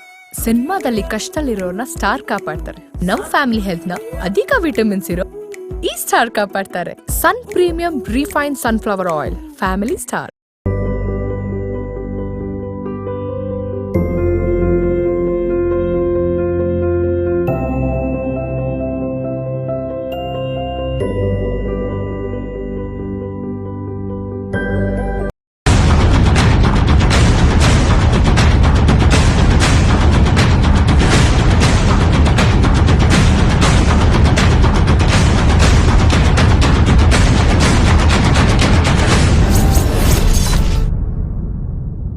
ವಿರಾಮದ ಬಳಿಕ ಮತ್ತೊಮ್ಮೆ ಸ್ವಾಗತ. ಕೊರೋನಾ ಎಚ್ಚರ ವಿಶೇಷ ಕಾರ್ಯಕ್ರಮಕ್ಕೆ. ಎಸ್, ನಾವು ಮಾತನಾಡ್ತಾ ಇದ್ವಿ ಬಂಟ್ವಾಳ ಕ್ಷೇತ್ರದ ಶಾಸಕರಾಗಿರುವಂತಹ ರಾಜೇಶ್ ನಾಯ್ಕ್ ಸರ್ ಜೊತೆಗೆ. ಸರ್, ಮತ್ತೊಮ್ಮೆ ಕಾರ್ಯಕ್ರಮಕ್ಕೆ ಸ್ವಾಗತ. ಎಸ್, ಈಗ ಅನೇಕ ಗ್ರಾಮಾಂತರ ಪ್ರದೇಶಗಳನ್ನು ಹೊಂದಿರುವಂತಹ ಕ್ಷೇತ್ರಗಳಲ್ಲಿರುವಂತಹ ಮತ್ತೊಂದು ಸವಾಲು ಕೃಷಿಕರಿಗೆ ಸಂಬಂಧಪಟ್ಟ ಹಾಗೆ, ಅಂದರೆ ನಮ್ಮ ಕ್ಷೇತ್ರವನ್ನು ನಾವು ಗಮನಿಸಿದರೆ ಅನೇಕ ಅಡಿಕೆ ಬೆಳೆಗಾರರು ಹೆಚ್ಚಿನ ಸಂಖ್ಯೆಯಲ್ಲಿದ್ದಾರೆ ಅನ್ನುವಂಥದ್ದು. ಸೊ ಕೃಷಿಕರ ಸಮಸ್ಯೆಯನ್ನು ಬಗೆಹರಿಸುವಂಥ ನಿಟ್ಟಿನಲ್ಲಿ ಏನಾಗ್ತಾ ಇದೆ ಅಂತ? ಕೃಷಿ ಚಟುವಟಿಕೆಗಳು ನಿರಂತರವಾಗಿ ನಡೀತಾ ಇದೆ. ಯಾಕೆಂದರೆ ಅದಕ್ಕೆ ನಿರ್ಬಂಧಗಳು ಇರಲಿಲ್ಲ. ಆದರೆ ಬಿಗಿನಿಂಗಲ್ಲಿ ಸ್ವಲ್ಪ ಕನ್ಫ್ಯೂಷನ್ ಇತ್ತು. ಈ ಟ್ರಾನ್ಸ್ಪೋರ್ಟೇಷನ್, ಜನಗಳು ಬರೋದು ಅಂಥದ್ರಲ್ಲಿ ಸ್ವಲ್ಪ ಕನ್ಫ್ಯೂಷನ್ ಇತ್ತು. ದಕ್ಷಿಣ ಕನ್ನಡ ಜಿಲ್ಲೆ ಗೊತ್ತು, ಹೆಚ್ಚು ಅಡಿಕೆ ಬೆಳೆಗಾರರು ಮತ್ತು ಅಲ್ಪ ಸ್ವಲ್ಪ ಭತ್ತದ ಬೆಳೆ ನಡೆದಿತ್ತು. ಅಡಿಕೆ ಬೆಳೆಗಳಲ್ಲಷ್ಟೇ ತೋಟದ ಕೆಲಸಗಳು ನಿರಂತರ ನಡೀತಾ ಇತ್ತು. ಈಗ ನನ್ನ ತೋಟನೂ ಅಷ್ಟೇ, ನನ್ನ ತೋಟದಲ್ಲಿ ಕೆಲಸಗಳು ಒಂದು ದಿವಸನೂ ನಾವು ನಿಲ್ಲಿಸಿಲ್ಲ. ನಿರಂತರವಾಗಿ ಜನರ ಹತ್ರ ಅವರಿಗೆ ಸ್ವಲ್ಪ ಅದರ ಬಗ್ಗೆ ಒಂದು ತಿಳುವಳಿಕೆ ಮೂಡಿಸಿ ಅವರು ಅಂತರವನ್ನು ಕಾಯ್ದುಕೊಳ್ಳುತ್ತಾ ಕೆಲಸ ಮಾಡಬೇಕೆಂಬ ಸೂಚನೆ ಮೇರೆಗೆ ಎಲ್ಲರೂ ಕೆಲಸ ಮಾಡ್ತಾ ಇದ್ದಾರೆ. ಅಲ್ಲಿ ಒಂದೇ ಅಂದರೆ ಅಡಿಕೆಯನ್ನು ಪರ್ಚೇಸ್ ಮಾಡೋದಕ್ಕೆ ಇರಲಿಲ್ಲ. ಆ ಬೆಳೆಯನ್ನು ಎಮರ್ಜೆನ್ಸಿಗೆ ನಮ್ಗೆ ಏನಾದ್ರು ದುಡ್ಡು ಬೇಕಿದ್ರೆ ಮತ್ತೊಂದು ಬೆಳೆಗೆ ಮಾರುವಂಥ ವ್ಯವಸ್ಥೆ, ಕಡಿಮೆ ಬೆಳೆ ಅಂದರೆ ಯಾರಾದರೂ ಒಳಗಿಂದ ಒಂದು ಕಡಿಮೆ ಬೆಳೆಗೆ ತಗೊಳ್ಳುವಂಥ ವ್ಯವಸ್ಥೆಗಳೆಲ್ಲ ಇತ್ತು. ಅಂಥ ಸಂದರ್ಭದಲ್ಲಿ ನಮಗೆ ಕ್ಯಾಂಪ್ಕೋ ಸಂಸ್ಥೆ ಮುಂದೆ ಬಂದು ಅಲ್ಲಲ್ಲಿ ಪರ್ಚೇಸಿಂಗ್ ಸೆಂಟರ್ಗಳನ್ನು ತೆಗೆದು, ಈಗ ಬಂಟ್ವಾಳದ ಅಷ್ಟೇ ಒಂದು 5-6 ಕಡೆ ಇಂಥ ಒಂದು ವ್ಯವಸ್ಥೆಗಳನ್ನು ಮಾಡಿ ಅದನ್ನು ಆಗ ತೆಗಿತಾ ಇದ್ದಾರೆ. ಅಂಥ ಪ್ರಾಬ್ಲಮ್ಗಳು ಈಗ ಕೃಷಿಕರಲ್ಲಿ ಇಲ್ಲ. ಯಾಕೆಂದರೆ ನಮ್ಮ ಒಟ್ಟು ದೇಶನೇ ಸುಮಾರು 70% ರೂರಲ್ ಏರಿಯಾ ಕೃಷಿಗೆ ಸಂಬಂಧಪಟ್ಟ. ಹಾಗೆ ದಕ್ಷಿಣ ಕನ್ನಡ ಜಿಲ್ಲೆಯಲ್ಲಿ ಸ್ವಲ್ಪ ಕಮ್ಮಿ ಇದ್ದರೂ ಇವತ್ತು ಕೃಷಿ, ಆದರೂ ನನ್ನ ಭಾಗದಲ್ಲಿ ಮತ್ತು ಪುತ್ತೂರು, ಸುಳ್ಯ ಈ ಕಡೆ ಕೃಷಿ ಇದೆ ಇವತ್ತಿಗೂ. ಅದರಿಂದ ಜನರು ಕೃಷಿ ಚಟುವಟಿಕೆಯಲ್ಲಿ ತೊಡಗಿಸ್ಕೊಂಡಿದ್ದಾರೆ. ಅಷ್ಟು ದೊಡ್ಡ ಸಮಸ್ಯೆ ಆಗಿಲ್ಲ, ಸಣ್ಣ ಪುಟ್ಟ ಸಮಸ್ಯೆಗಳು ಇದ್ದೇ ಇದೆ. ಯಾಕೆಂದರೆ ಶಾಪ್ಸ್ ಇರಲಿಲ್ಲ, ಅವ್ರಿಗೆ ಏನಾದರೂ ಫರ್ಟಿಲೈಸರಾ ಪೆಸ್ಟಿಸೈಡಾ ಬಿಗಿನಿಂಗಲ್ಲಿ ಸಿಗ್ತಾ ಇಲ್ಲದಿದ್ದರು, ಕಡೆಗೆ ಅದೆಲ್ಲ ಸಿಗಲಿಕ್ಕೆ ಪ್ರಾರಂಭ. ಹೌದು, ಅದಕ್ಕೆ ಬೇಕಾದಂಥ ಎಲ್ಲ ವ್ಯವಸ್ಥೆಗಳಿದೆ ಈಗ. ಹೌದು ಸರ್, ಮತ್ತೊಂದು ವಿಚಾರ ಅಂತ ಹೇಳಿದರೆ, ನಾವು ಸ್ಟುಡಿಯೋದಲ್ಲಿ ಕಾರ್ಯಕ್ರಮವನ್ನು ಮಾಡ್ತಾ ಇದ್ದಂಥ ಸಂದರ್ಭದಲ್ಲಿ ಹೆಚ್ಚಾಗಿ ಕರೆಗಳು ಬರ್ತಾ ಇದ್ವು. ಅಂದರೆ ಹೊರ ರಾಜ್ಯಗಳಲ್ಲಿ ಸಿಲುಕಿಕೊಂಡಿರುವವರು, ಬಹುಶಃ ವಿದೇಶಗಳಿಂದಲೂ ಕೂಡ ಕರೆ ಬರ್ತಾ ಇತ್ತು, ನಮ್ಮನ್ನು ಊರಿಗೆ ಕರೆಸಿಕೊಳ್ಳಿ ಅನ್ನುವಂಥದ್ದು. ಸೊ ಈ ಭಾಗದ ಮಂದಿ ಕೂಡ ಅನೇಕರು ಹೊರ ಜಿಲ್ಲೆಗಳಲ್ಲಿ, ಹೊರ ರಾಜ್ಯಗಳಲ್ಲಿ ಇದ್ದಾರೆ ಅನ್ನುವಂಥದ್ದು ಕೂಡ ಗೊತ್ತಿರುವಂಥದ್ದು. ಸೊ ತಮ್ಮ ಗಮನಕ್ಕೆ ಇಂತಹ ಕರೆಗಳು ಬರ್ತಾ ಇವೆ? ಭಾಳಷ್ಟು ಕ್ರಮಗಳು. ಒಂದನೇ ಇದೆ, ನಮಗೆ ನಿತ್ಯ ಬರುವ ಕರೆಗಳಲ್ಲಿ ಮೇಯ್ನಾಗಿರೋದು ಇದೆ, ಪಡಿತರದು ಕಿಟ್ಟು ಬರಲಿಲ್ಲ ಅಂಥದ್ದಾದರೆ ಒಂದಾದರೆ, ಎರಡನೇದು ಮೇಜರ್ ಇದೆ, ನಿಜವಾಗಿ ಜೆನ್ವಿನ್ ಪ್ರಾಬ್ಲಮ್ ಇದು. ಯಾಕಂದರೆ ಇಲ್ಲಿ ಮನೆಯವರು ಹಿರಿಯರು ಇಲ್ಲಿರ್ತಾರೆ, ಮಕ್ಕಳು ಸರ್ಕಾರ ಒಂದು ಅವಕಾಶ ಕೊಟ್ಟಿದೆ, ಅದು ಈಗ ಕೊಟ್ಟಿದೆ.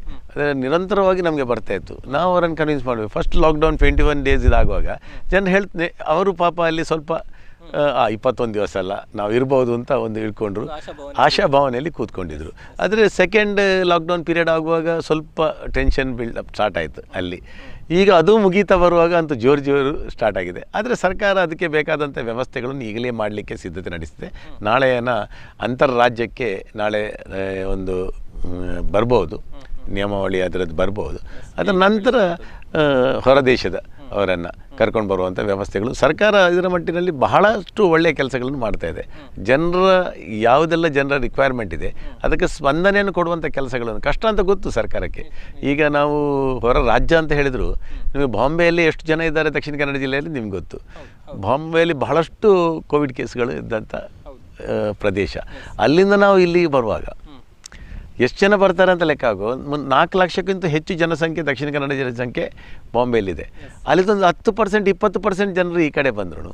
ಅಷ್ಟು ಜನನ ಎಲ್ಲಿ ಕ್ವಾರಂಟೈನ್ ಮಾಡಿ ಅವರನ್ನು ವ್ಯವಸ್ಥೆ ಮಾಡುವಂಥ ಕೆಲಸ ಅನಿವಾರ್ಯ. ಮಾಡುವಾಗ ದೊಡ್ಡ ಸವಾಲು ಜಿಲ್ಲಾಡಳಿತಕ್ಕೆಲ್ಲ ಈಗ. ಆದರೆ ಅದನ್ನು ಖಂಡಿತವಾಗಿ ನಿಭಾಯಿಸ್ತಾರೆ. ಯಾಕಂದರೆ ಅದಕ್ಕೆ ಈಗ ಅವರು ಪ್ರಿಪೇರ್ ಆಗಿದ್ದಾರೆ, ಮೆಂಟಲಿ ಪ್ರಿಪೇರ್ ಆಗಿದ್ದಾರೆ. ನಾವು ಇನ್ನು ಅದಕ್ಕೆ ವ್ಯವಸ್ಥೆಗಳನ್ನೆಲ್ಲ ಪ್ರಿಪೇರ್ ಮಾಡಿ ಜನ ಅದಕ್ಕೆ ಸ್ಪಂದನೆ ಕೊಡಬೇಕಷ್ಟೇ.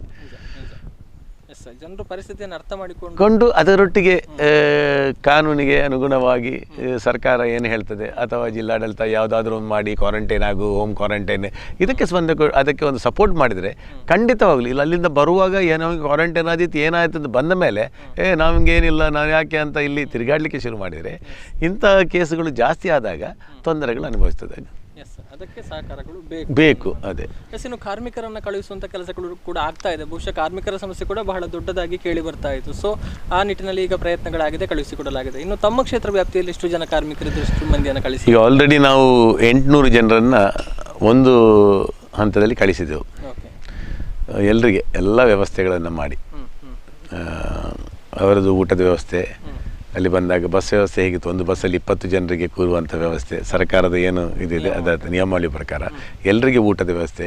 ಬೆಳಗ್ಗೆ ಹೋಗುವಾಗ ಅಲ್ಲಿ ತಿಂಡಿ ಇರಲಿ ಅಂತ ಅವರಿಗೆ ಅದನ್ನು ಕಟ್ಟಿಕೊಟ್ಟು, ಬಿಸ್ಕೆಟ್ ಪ್ಯಾಕೆಟ್ಗಳು, ಎಲ್ಲ ನೀರು, ಬಾಟಲ್ ನೀರುಗಳನ್ನು, 1 ಲೀಟರ್ ನೀರುಗಳು ಎಲ್ಲ ಅವರಿಗೆ ವ್ಯವಸ್ಥೆ, ಎಲ್ಲ ಮಾಸ್ಕ್ ಅವರಿಗೆ ಕೊಟ್ಟು ಎಲ್ಲರಿಗೆ ಎಲ್ಲ ವ್ಯವಸ್ಥೆ ಮಾಡಿ ನಾನು ಅವರಿಗೆ ಕಳಿಸಿದ್ದೇವೆ ನಮ್ಮ ತಾಲೂಕಿಂದ. ಇನ್ನೂ ಒಂದು 500 ಜನ, ಈಗ ಆಲ್ರೆಡಿ ಒಂದು 280 ಜನ ಇವತ್ತು ನಾನು ಯುವತರ ಕೇಳಿದೆ ಪಟ್ಟಿ ಎಷ್ಟು ಬಂತು ಅಂತ. ಜಿಲ್ಲಾಧಿಕಾರಿಗಳ ಹತ್ರ ಮಾತಾಡಿದೆ. ನಿಮಗೆ ಗೊತ್ತು ಅವರಿಗೆ ಎಷ್ಟು ಪ್ರೆಷರ್ ಇದೆ ಎಲ್ಲ ಆಗುವಾಗ. ಮ್ಯಾಂಗ್ಳೂರು ಸಿಟಿಯಲ್ಲೇ ಸಾಧಾರಣ 4,000 ಜನ ಇದ್ದಾರೆ. ಅದಕ್ಕೆ ನಾವು ಒಂದು ಆಲೋಚನೆ 14 ಫೈನಾನ್ಸಲ್ಲಿ ಪಂಚಾಯತ್ ಅವರಿಗೆ ಇದಕ್ಕೆ ಖರ್ಚು ಮಾಡಲಿಕ್ಕೆ ಅವಕಾಶಗಳನ್ನು ಸರ್ಕಾರ ಕಲ್ಪಿಸಿದೆ ಪಂಚಾಯತ್ ಮಟ್ಟದಲ್ಲಿ.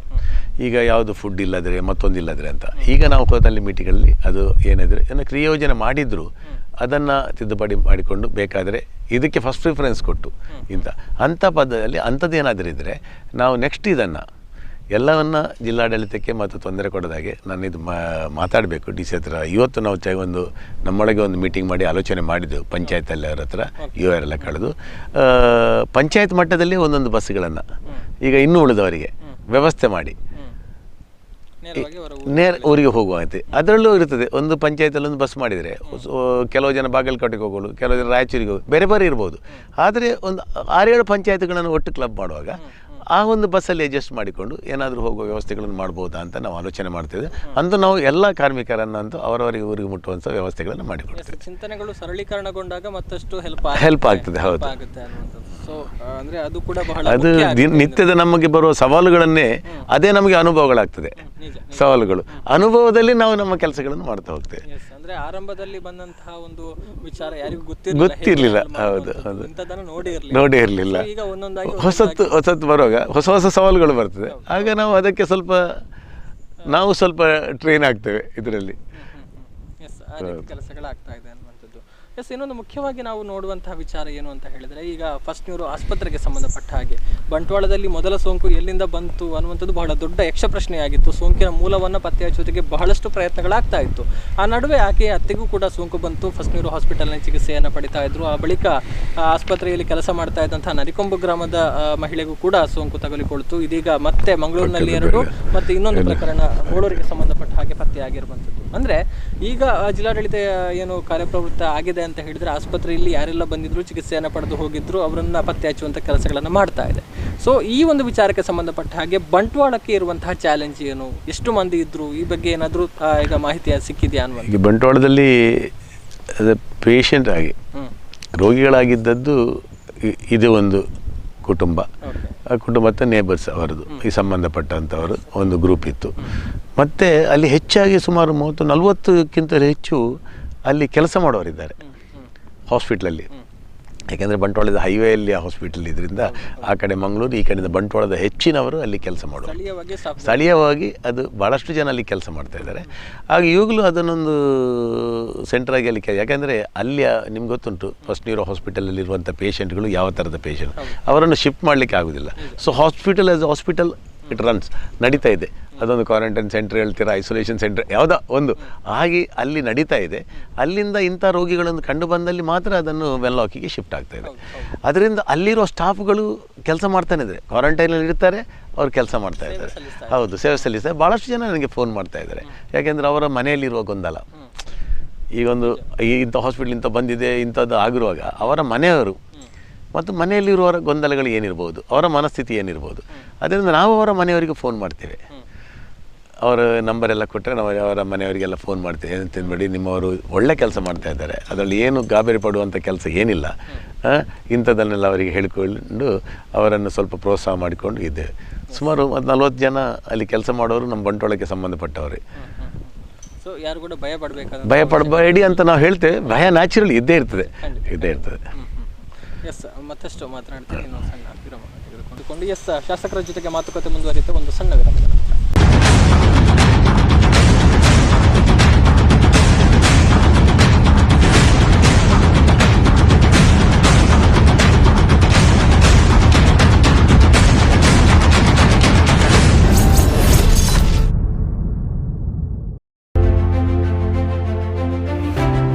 Thank you corona warriors. बेटे आप लोग जल्दी से घर जाओ। Thank you sir. हाँ बेटा जाओ, घर जाओ। पूरी मेडिकल कम्युनिटी खड़ी है आपके लिए ढाल बनके। हम हैं कोरोना वॉरियर। मैं हूँ कोरोना वॉरियर। मैं हूँ कोरोना वॉरियर। हम हैं corona warrior.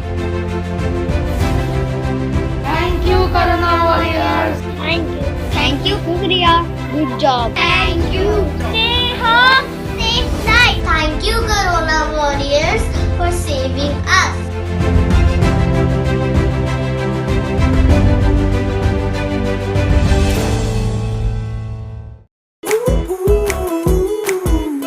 Power star, super star, challenging star ಜೊತೆಗೆಲ್ಲ ಆಕ್ಟ್ ಮಾಡಿದಿರಲ್ಲ, ನಿಮ್ ಫೇವರೇಟ್ ಸ್ಟಾರ್ ಯಾರು ಮೇಡಮ್? Family star. ಸಿನಿಮಾದಲ್ಲಿ ಕಷ್ಟದಲ್ಲಿರೋರ್ನ ಸ್ಟಾರ್ ಕಾಪಾಡ್ತಾರೆ. ನಮ್ ಫ್ಯಾಮಿಲಿ ಹೆಲ್ತ್ ನ ಅಧಿಕ ವಿಟಮಿನ್ಸ್ ಇರೋ ಈ ಸ್ಟಾರ್ ಕಾಪಾಡ್ತಾರೆ. Sun premium refine sunflower oil. Family star.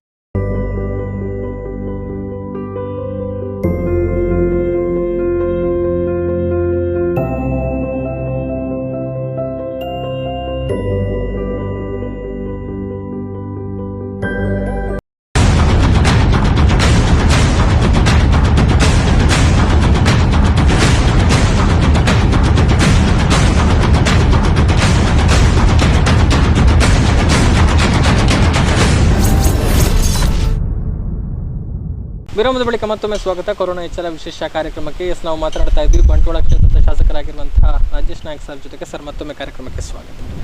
S, ನಾವು ನೋಡ್ತಾ ಇದ್ದೇವೆ ಪ್ರತಿಯೊಂದು ಅಂದರೆ ಇಂತಹ ಒಂದು ಆರೋಗ್ಯಕ್ಕೆ ಸಂಬಂಧಪಟ್ಟ ಹಾಗೆ ಸವಾಲುಗಳು ಎದುರಾದಾಗ ಆರೋಗ್ಯ ಕಾರ್ಯಕರ್ತರ ಸೇವೆ ಬಹಳ ಮುಖ್ಯವಾಗಿರುತ್ತೆ. ಈಗ ಆಶಾ ಕಾರ್ಯಕರ್ತರು ಮನೆ ಮನೆಗೆ ಹೋಗಿ ಅವರ ಒಂದು ಮಾಹಿತಿಯನ್ನು ಪಡೆದುಕೊಳ್ಳುವಂಥ ಕೆಲಸಗಳನ್ನು ಮಾಡ್ತಾರೆ. ಒಂದು ಕಡೆಯಿಂದ ಅಂತಹ ಕೆಲಸಗಳು ಉತ್ತಮ ಮಟ್ಟದಲ್ಲಿ ಆಗ್ತಾ ಇದ್ರೆ, ಇನ್ನೊಂದು ವಿಚಾರ ನಾವು ಹೇಳಲೇಬೇಕು ಅಂದರೆ ಬಂಟ್ವಾಳ ಪುರಸಭೆಯ ಪರಿಸರ ಇಂಜಿನಿಯರ್ ಒಬ್ಬರು ಮಾಡಿರುವಂತಹ ಒಂದು ಅಧ್ವಾನ ಬಹಳಷ್ಟು ಚರ್ಚೆ ಆಯಿತು. ಸೊ ಆ ಒಂದು ವಿಚಾರಕ್ಕೆ ಸಂಬಂಧಪಟ್ಟಾಗಿ ಏನು ಹೌದಾ, ಟೆಂಪ್ರೇಚರ್ ನೋಡಿದ್ರು ಅಂತ ಆ ಬಗ್ಗೆ ನಾನು ಮಾಧ್ಯಮದಲ್ಲಿ ನೋಡಿದ ಮೇಲೆ ನನಗೆ ತಿಳಿಯಿತು. ಅದರ ನಂತರ ನಾನು ತಹಶೀಲ್ದಾರ್ ಹತ್ರ ಅದ್ರ ಬಗ್ಗೆ ಮಾತಾಡಿದೆ ಮತ್ತು ಅದನ್ನು ಅವರು ಎನ್ಕ್ವೈರಿಗೆ ಹಾಕಿದ್ದಾರೆ. ಸಂಬಂಧಪಟ್ಟವರು ಅದರಲ್ಲೆಲ್ಲ ಟೆಕ್ನಿಕಲ್ ಇದು, ನಾವೇನು ಅದರಲ್ಲಿ ಇನ್ವಾಲ್ವ್ ಆಗಲಿಕ್ಕಿಲ್ಲ. ಅದರ ಬಗ್ಗೆ ಕೂಲಂಕಷ ತನಿಖೆ ಮಾಡಿ ಅಂತ ಹೇಳಿದ್ದೇವೆ. ತನಿಖೆ ನಡೀತಾ ಇರಬೇಕು.